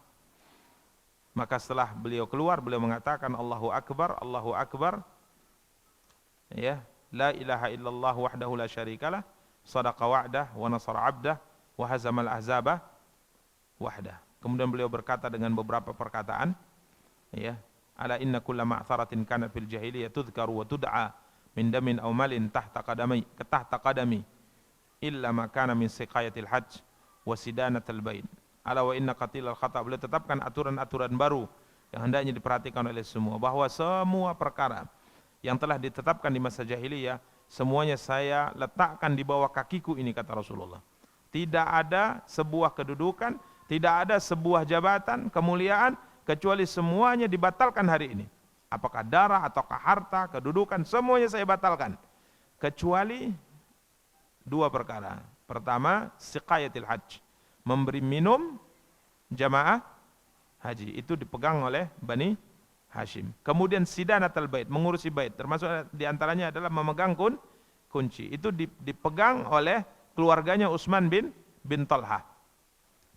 Kemudian Rasulullah SAW bersabda juga, Innallaha qad adhaba ankum ubayyatal jahiliyah. Sesungguhnya Allah SWT sudah hilangkan kesombongan jahiliyah dari kalian. Ya, membanggakan nenek-nenek moyang. An-nasu rajulan. Manusia itu hanya ada dua kemungkinan. Pertama, barrun taqiyun karimun 'ala Allah azza wajal, orang yang baik, bertakwa, mulia di sisi Allah, ataukah fajir, jahat, sengsara, hina di sisi Allah. Semua manusia diciptakan dari Adam. Dan Adam, nenek moyang kita, diciptakan dari tanah. Kemudian beliau membaca, ya ayuhan nas, inna khalaqnakum min dzakarin wa untha wa ja'alnakum syu'uban wa qabaila lita'arafu inna akramakum indallahi atqakum innallaha alimun khabir. Dan banyak sekali ya kata-kata Rasulullah sallallahu alaihi wasallam dalam ucapan setelah pintu Ka'bah dibuka dan beliau melihat semua orang menanti keputusan beliau tentang orang-orang yang dikalahkan dari kalangan orang-orang Quraisy, dari semua penduduk kota Mekah Al-Mukarramah. Kemudian setelah selesai, Rasulullah SAW bersabda, bertanya kepada orang Quraisy, ya ma'syara Quraisy, ma tarawna anni fa'ilun bikum? Wahai sekalian orang Quraisy, apa kiranya yang kalian sangka yang akan aku lakukan atas diri kalian? Karena mereka sudah kalah perang, menyerah. Ini tergantung kepada yang menang tentunya. Mau diapakan? Apakah dibunuh atau diapakan? Menurut kalian apa yang akan saya lakukan? Maka mereka semua mengatakan khairan. Kami yakin engkau pasti akan mengambil kebijakan yang baik. Engkau adalah saudara mulia dan anak dari saudara mulia. Maka Rasulullah SAW bersabda, aku akan katakan kepada kalian, sebagaimana dikatakan oleh Yusuf kepada saudara-saudaranya, la tathriba alaikumul yaum. Ya, tidak ada celaan apapun untuk kalian hari ini. Semua kesalahan sudah saya maafkan. Idhabu fa'antumut tulaqa. Pergilah kalian, sekalian semua saya bebaskan dari tanggungan apapun.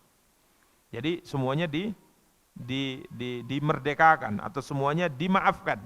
Demikian para ikhwah dan akhwat yang dimuliakan dan dirahmati oleh Allah, fa'afa Rasulullah anhum jami'an, Rasulullah memaafkan semua mereka dan akhirnya semua mereka masuk Islam. Kemudian para ikhwah dan akhwat yang dimuliakan dan dirahmati oleh Allah, kunci itu masih di tangan Rasulullah. Maka Ali pun maju kemudian mengatakan, ya Rasulullah, satukan untuk kita dua kemuliaan.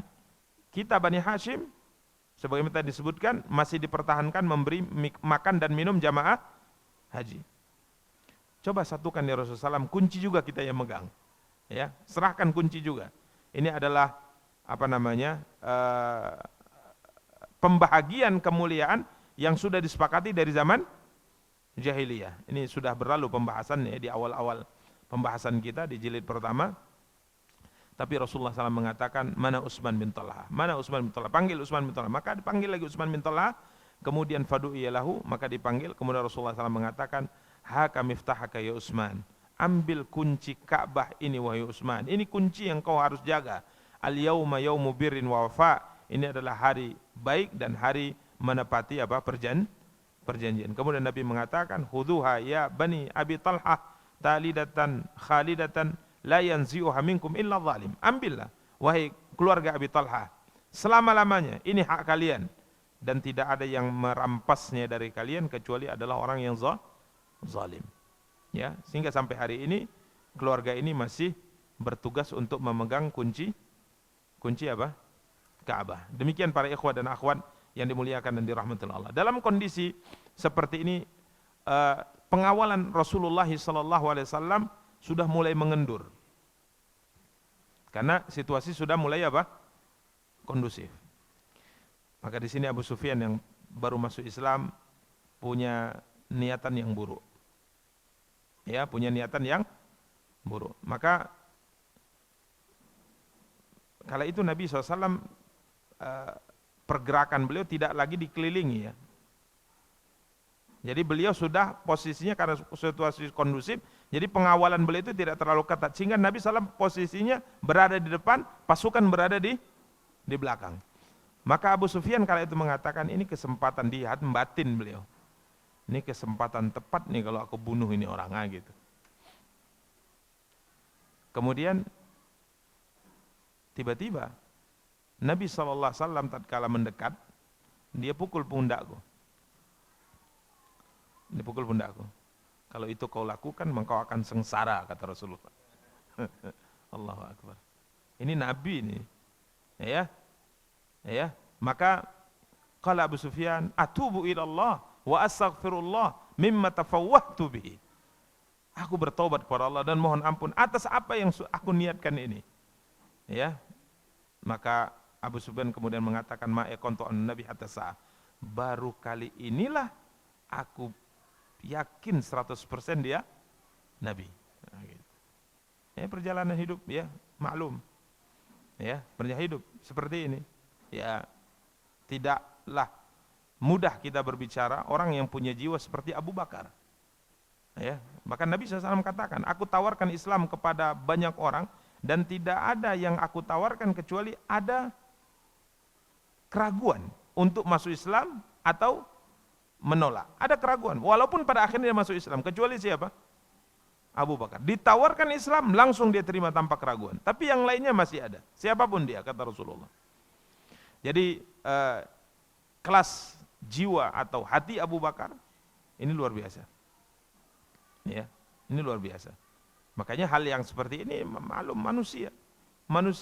Jadi untuk merubah keyakinan yang selama ini sudah dia yakini dari kecil sampai dia tua, ini mengikisnya tidak semudah membalikkan apa? Telapak tangan. Ya, ini para ikhwat dan akhwat yang dimuliakan dan dirahmati Allah. Kemudian Nabi perintahkan Bilal untuk adzan di atas Ka'bah. Naik ke atas Ka'bah adzan. Maka mulailah Bilal adzan. Ya, Bilal muadzin Rasulullah mengumandangkan adzan. Kala itu Abu Sufyan bin Harb, Attab bin Asid, Haris bin Hisham sedang duduk di dekat Ka'bah. Maka apa kata Attab yang disinggung oleh Rasul, orang yang paling diharapkan masuk Islam, mendengar suara adzan tadi, syahadat, tauhid, maka dia mengatakan, sungguh Tuhan telah memuliakan ayahku Asid, dia tidak mendengar kalimat-kalimat ini. Ini mereka duduk bertiga ini, Attab bin Asid, Abu Sufyan, Haris bin Hisham. Haris bin Hisham mengatakan, kalau aku demi Allah, kalau aku tahu ini kebenaran, aku orang pertama kali mengikuti dia. Abu Sufyan mengatakan, aku nggak berani komentar katanya. Kalau aku komentar, ini pasti ada informasi sampai kepada siapa? Rasulullah. Sudah ada pengalaman nih. Taib. Kemudian Rasulullah SAW keluar, Nabi panggil mereka bertiga.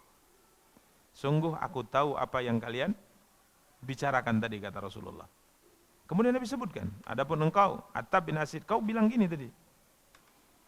Adapun engkau, kau ucapkan seperti ini. Abu Sufyan ngomongnya seperti ini.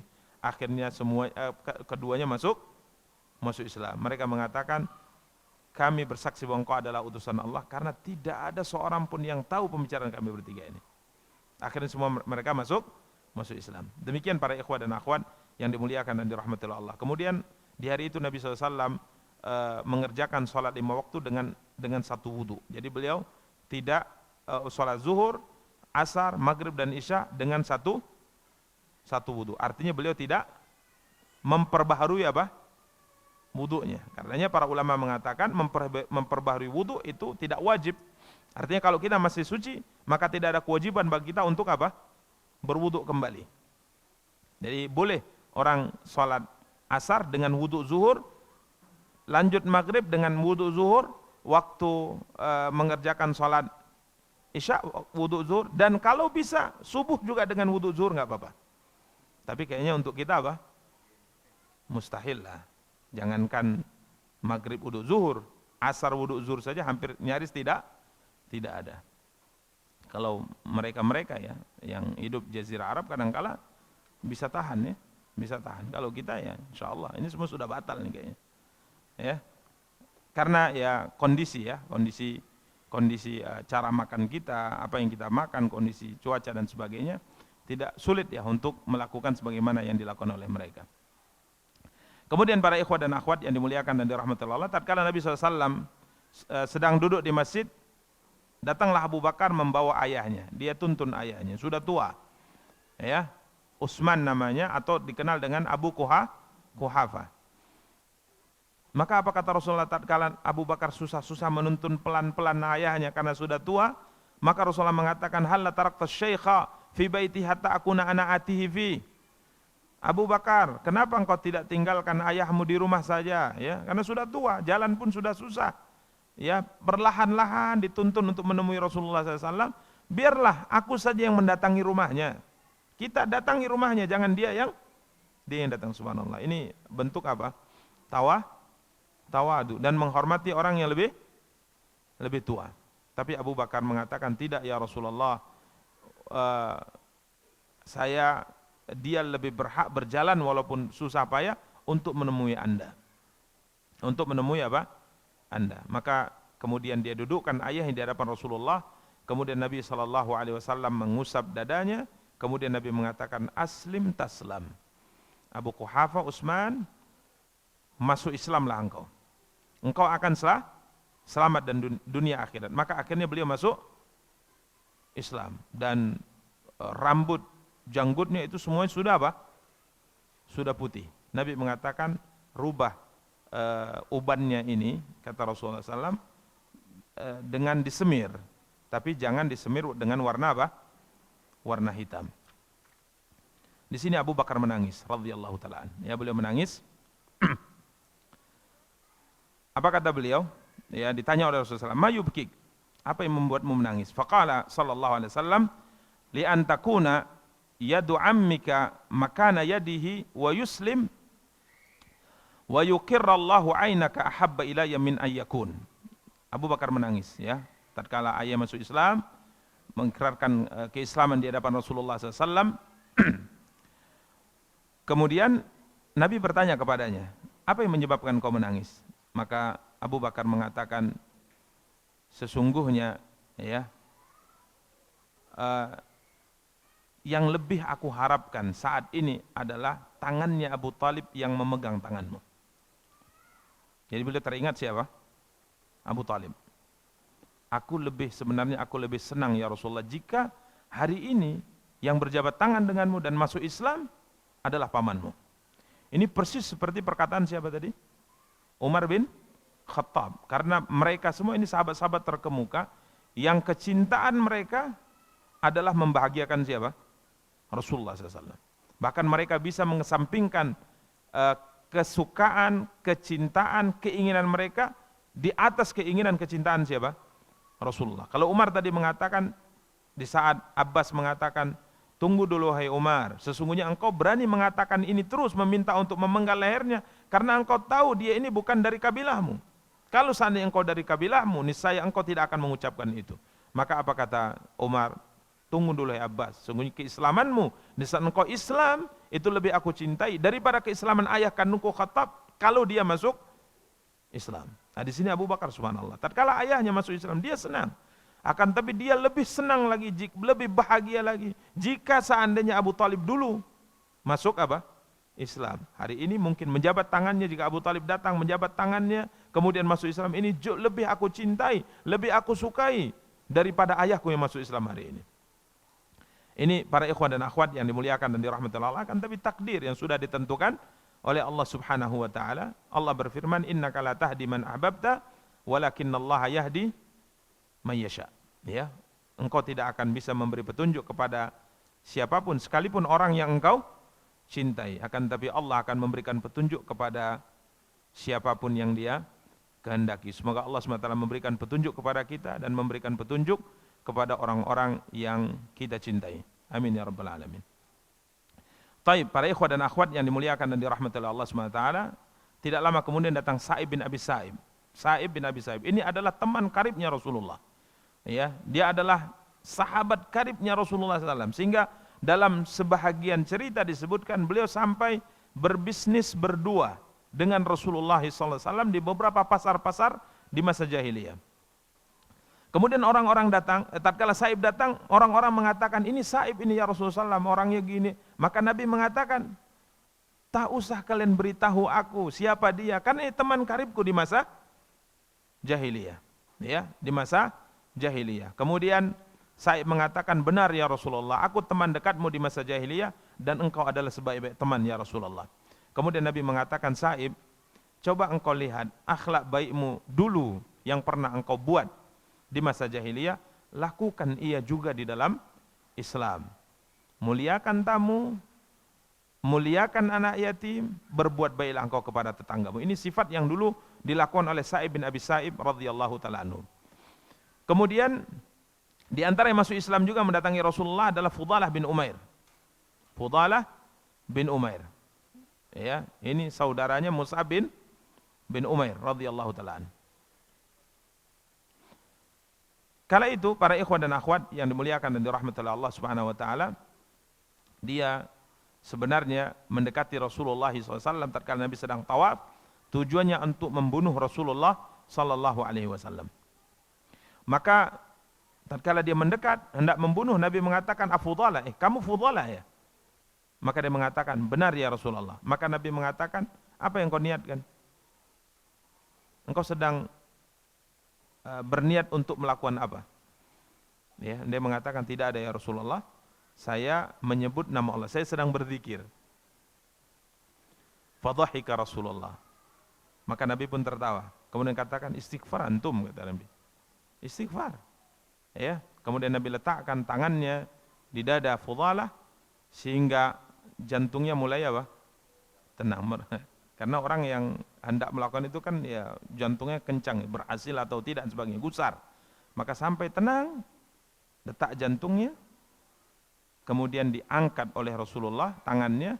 Maka apa kata Fudalah? Tidak, demi Allah, tatkala beliau angkat tangannya dari dadaku, tidak ada makhluk di atas muka bumi yang aku lebih cintai daripada beliau sallallahu alaihi wa ala alihi wa sahbihi wasallam. Para ikhwah dan akhwat yang dimuliakan dan dirahmati Allah, ini hal-hal yang terjadi dalam penaklukan kota Mekah Al-Mukarramah, dan masih banyak yang harus disempurnakan. Tapi pembahasan kota Mekah sudah 3 pertemuan ya, sudah 3 pertemuan. Sebagaimana saya sebutkan di pertemuan yang lalu, kita tatkala kembali untuk persiapan menyampaikan materi di hari Ahad terkait dengan Sirah Nabawiyah, memang inginnya itu kita ambil poin-poin pentingnya dan supaya selesai cepat gitu. Satu pertemuan selesai penaklukan kota Mekah gitu. Akan tapi setiap kali kita baca untuk persiapan, sepertinya poin-poin ini kalau dilewatkan itu sangat sayang gitu rasanya.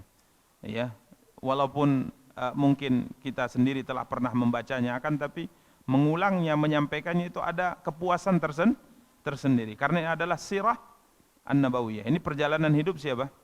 Rasulullah sallallahu alaihi wasallam, yang setiap pada poin tertentu dari kisah ini menggugah hati kita untuk lebih memperbaiki diri kita, memperbaiki kecintaan kita kepada Nabi kita yang mulia sallallahu alaihi wasallam. Jadi sudah 4 pertemuan atau 3 pertemuan, ini belum selesai penaklukan kota Mekah, dan semoga ya kita bisa mengambil faedah darinya, dan mungkin kita cukupkan ya pembahasan. Insyaallah kita akan lanjutkan pada pertemuan yang akan datang terkait dengan penaklukan kota Mekah, dan insyaallah mungkin kita akan mulai mengkaji pada pertemuan yang akan datang. Setelah kita selesaikan sedikit tentang penaklukan kota Mekah, kita akan masuk ke perang Hunain, ya, disebut dengan perang Taif juga, yang insyaallah akan kita lanjutkan pembahasannya pada pertemuan yang akan datang. Demikian para ikhwah dan akhwat yang dimuliakan dan dirahmati Allah yang dapat kita sampaikan. Semoga ada faedahnya. Kita cukupkan. Subhanakallahumma bihamdik asyhadu an la ilaha illa anta astaghfiruka wa atubu ilaik. Wassalamualaikum warahmatullahi wabarakatuh. Ada pertanyaan silahkan. Kalau ada pertanyaan, masih ada 10 menit sampai jam 12.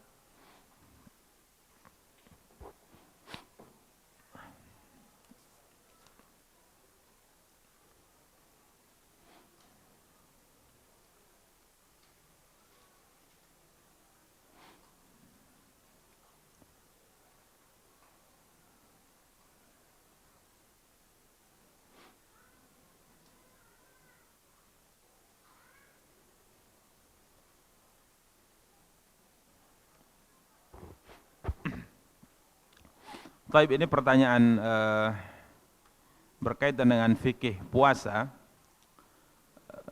Tentunya berkaitan dengan pembahasan yang pekan yang lalu kita sebutkan bagaimana pada akhirnya Rasulullah sallallahu alaihi wasallam berbuka puasa. Ya, karena perjalanan penaklukan kota Mekah ini dilakukan di bulan Ramadan, ya, musim panas. Sehingga disebutkan bahwa Rasulullah sallallahu alaihi wasallam kala itu tetap berpuasa di awalnya, bahkan karena begitu panas beliau sampai menyiram kepala beliau dengan air untuk mendinginkan karena panas, ya, haus dan panas. Sampai kemudian akhirnya Nabi SAW tatkala melihat para sahabat semuanya puasa, ya, padahal ini adalah kondisi untuk berjihad, ya, tentunya butuh tenaga dan sebagainya. Maka akhirnya Rasulullah SAW perintahkan semua para sahabat untuk apa? Berbuka. Maka beliau mencontohkan beliau berbuka di hadapan para sahabat siang hari dengan minum. Maka semuanya akhirnya berbuka. Tapi pertanyaan terkait dengan kisah ini, apakah sama kondisinya dengan membatalkan puasa karena tidak tahan karena pekerjaan, dan apakah hukumnya Ustaz? Dan apakah kondisi seperti itu boleh? Ya, boleh melakukan qada puasa. Taib. Tentunya terkait dengan qada ini di luar apa namanya? Jawaban kita, karena kalau qada intinya orang yang tidak berpuasa di bulan Ramadan karena ada udzur, maka wajib bagi dia apa?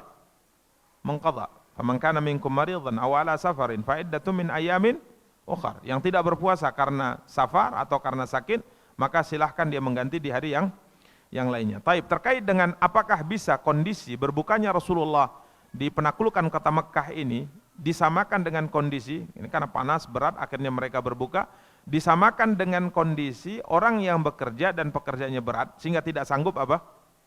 Berpuasa. Tentunya tidak bisa disamakan para ikhwah. Tidak bisa disamakan. Karena di saat Rasulullah SAW itu berbuka, itu sebabnya karena safar. Dan secara dalil orang musafir itu boleh apa? Berpuasa. Boleh berpuasa. Orang musafir boleh berpuasa, tapi diberikan udzur untuk apa? Buka. Dan dilarang berpuasa kalau safarnya itu apa? Sangat sulit, sampai memaksakan diri. Itu dilarang dia berpuasa, apalagi sampai membahayakan. Jadi kalau kita safar, kita tetap puasa, itu tidak masalah sebenarnya. Tidak masalah. Karena berarti kita tidak mengambil sekedar yang namanya keringanan yang Allah berikan. Namun Allah lebih senang keringanannya itu diambil. Tapi kalau kita tetap puasa, tidak mengapa.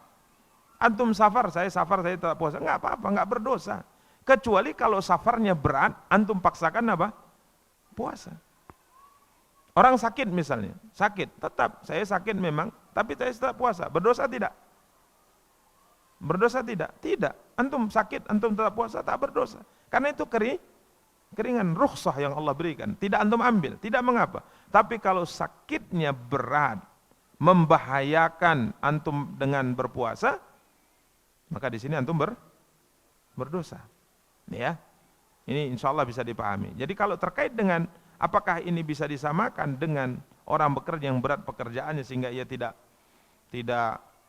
sanggup berpuasa, ini tetap tidak bisa disamakan atau tidak bisa dikiaskan. Karena pertama, pekerjaan itu bukan udzur membolehkan seorang apa? tidak berpuasa, nggak ada rukhsahnya. Syariat tidak pernah mengatakan kalau kamu bekerja berat, boleh kamu tidak puasa, nanti ganti di hari yang lain, tidak ada. Ya. Jadi yang benar Allahu a'lam bagi teman-teman kaum muslimin yang punya profesi yang berat. Seperti apa profesi yang berat? Apa profesi yang berat? Tukang misalnya. Ya, yang benar itu adalah mengakalinya, mensiasatinya. Ya, contoh misalnya kalau nggak kerja Ustaz memang nggak bisa makan. Tapi jujur juga seharusnya kan. Kerja 1 tahun masa mengurangi porsi kerja hanya 1 bulan, alasannya nggak bisa makan. Taib, oke, misalnya tidak mungkin kecuali harus kerja di bulan Ramadan. Taib, disiasati. Contoh misalnya kerjanya setengah hari. Kerjanya apa? Setengah hari. Sepakati dengan pihak yang kita bekerja dengannya, gimana kalau kerjanya setengah hari.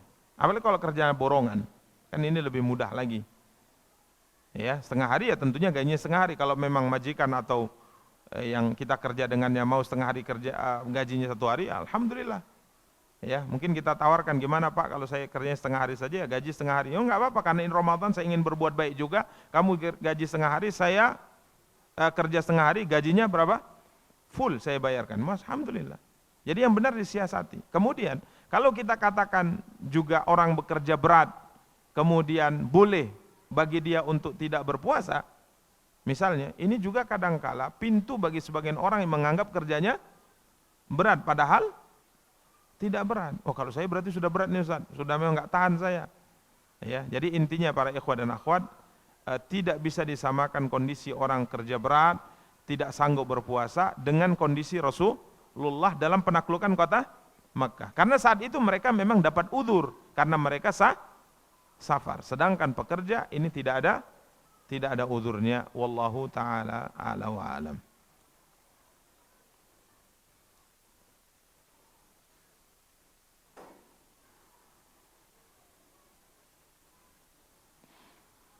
Apa hukum orang yang bersafar tapi tidak salat Id karena udzur hujan? Taib, salat Id, para ulama berbeda pendapat, apakah dia wajib atau mustahab? Ya. Atau disebut dengan sunnah muakkadah. Jadi kalau dia sunnah muakkadah, dia tidak salat Id, dia tidak apa-apa, tidak berdosa. Ya, tidak berdosa. Apalagi disebut dengan hujan, enggak hujan saja dia tidak berdosa kalau tidak apa? Tidak salat. Ya, kalau hujan ini kan kaitannya dengan salat wajib. Salat berjamaah ke masjid ini kalau hujan, maka panggilan hayya 'alas shalah itu gugur. Karena apa? Ada uzur apa? Turun hujan. Jadi ini kembali ke hukum salat Id itu apa? Ya, sebagian ulama mengatakan dia sunnah muakkadah, hukumnya sunnah muakkadah. Berarti hujan enggak hujan kalau dia tidak sholat sebenarnya tidak berdosa, tapi tidak layak ya. Karena kalau kita membahas tentang masalah hukum, bukan berarti kalau dikatakan ini hukumnya sunnah, oh berarti sunnah, berarti boleh ditinggalkan. Jangan seperti itu pemikirannya. Karena Nabi SAW mengatakan, ma amartukum bihi fa'tu minhu mastata'tum. Yang aku perintahkan kalian untuk melakukannya, lakukan sesuai dengan kemampuan. Jadi kadang-kala orang bertanya, ini hukumnya apa Ustaz? Sunnah. Oh sunnah. Berarti boleh ditinggalkan. Bukan seperti itu metode dalam beragama. Wajib dan sunnah itu hendaknya dikerjakan. Dan sahabat tidak bertanya, Ustaz, ya Rasulullah, ini hukumnya wajib atau sunnah ya Rasulullah? Oh sunnah. Oh oke, berarti boleh ditinggalkan. Bukan gitu. Itu metode beragama yang salah. Sunnah tetap harus dikerjakan. Tapi konsekuensi hukum berkaitan dengan meninggalkan sunnah itu tidak sama dengan konsekuensi hukum meninggalkan yang hukumnya apa? Wajib. Jadi kalaupun kita katakan sholat Id walaupun tidak hujan, tidak dilakukan, tidak berdosa, tapi jangan kemudian kita rame-rame enggak sholat Id. Enggak sholat Id lah, sunnah kok. Ini metode beragama yang keblinger kata orang Jawa. Ya, tidak seperti itu. Ya, wallahu alam. Karena sebagian orang kan seperti apa hukumnya sunnah? Oh sunnahnya katanya gitu. Nyanya itu menunjukkan oh ya udah boleh kita tinggalkan berarti gitu loh. Ini metode beragama yang tidak benar, ya. Wallahu taala alam.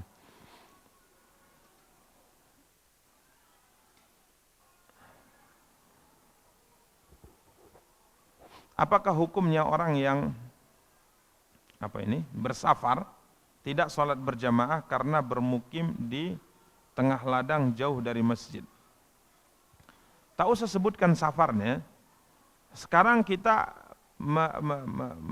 menyampaikan atau mengkaji jarak berapa seorang itu dalam sebagian pendapat diwajibkan menghadiri seruan azan. Ini ada orang azan, jarak berapa hayya 'alas shalah menjadi kewajiban bagi dia untuk mendatanginya.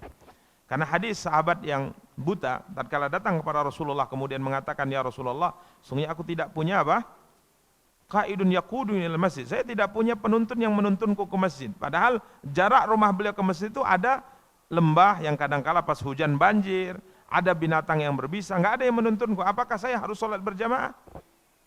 Nabi mengatakan, ya boleh Anda tidak sholat berjamaah. Boleh. Karena apa? Buta. Tapi tatkala lelaki ini hendak pulang, Nabi memanggilnya kembali. Kemudian Nabi mengatakan, atasma'un nida? Apakah engkau mendengar suara adzan? Maka dia mengatakan, "Naam, saya mendengarnya." Maka Nabi mengatakan, "Idzan fa'ajib." Kalau demikian, penuhi panggilan adzan itu. Hayya 'alas shalah, harus engkau datang, penuhi panggilan itu. Karenanya muadzin ini di antara sunnah yang ditinggalkan. Kalau turun hujan, hendaknya mengucapkan sallu apa? Fi rihalikum ala sallu fir rihal atau sallu fi buyutikum. Itu kalau turun hujan. Sebagian ulama mengatakan apakah hayya 'alas salahnya diganti dengan sallu fi buyutikum? Sebagian mengatakan ya diganti karena hayya 'alas salah itu panggilan yang konsekuensinya adalah wajib mendatanginya. Jadi itu diganti dengan sallu fi buyutikum sehingga yang hujan tidak diharuskan datang ke mana? Ke masjid. Tapi sebagian ulama di antara Imam Nawawi rahimahullah mengatakan bagusnya enggak usah diganti, namun di akhir azan diucapkan 2 kali sallu fi buyutikum, sallu fi buyutikum. Ya, jadi intinya panggilan azan itu mengharuskan kita untuk memenuhinya. Nabi berkata kepada yang buta tadi, atasma'un nida, engkau dengar panggilan azan? Ya. Idzan fajib. Kalau demikian penuhi panggilan itu. Tapi sekarang berapa jarak? Gitu dia. Berapa jarak orang yang mendengar adzan wajib untuk memenuhi panggilan? Maka para ulama mengatakan selama adzan itu didengar tapi dengan tanpa bantuan pengeras suara. Jadi kalau kita naik ke atas menara masjid, kemudian orang yang paling keras suaranya adzan, sejauh mana jarak suaranya bisa didengar orang, masih mendengar panggilan adzannya, dia wajib datang ke masjid tadi. Tapi kalau sudah tidak dengar, maka tidak wajib. Ini bisa mungkin ditanya oleh para sebagian yang paham. Ya, misalnya kita disebutkan di ladang, tinggal di ladang, masjid jaraknya 5 km. Kalau orang naik menara, kemudian adzan sekeras-kerasnya, kira-kira masih terdengar jarak 5 km? Kira-kira terdengar tidak? Sudah enggak terdengar biasanya. Maka di sini kewajiban untuk mendatangi panggilan adzan sudah tidak wajib bagi dia. Tapi kalau masih 500 meter biasanya masih terdengar. Jadi bukan pakai pengeras. Kalau pengeras ini luar biasa ya. Semakin bagus kualitas alatnya, maka jaraknya semakin jauh. Ya, jadi tanpa pengeras suara.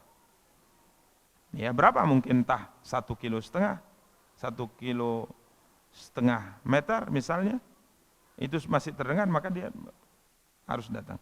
Tapi kalau seandainya pun tidak terdengar, yang mana memenuhi panggilannya sudah tidak wajib, tapi bagaimana jika seandainya dia tetap datang, mungkin pakai kendaraan, maka para ulama katakan bagus. Karena apa?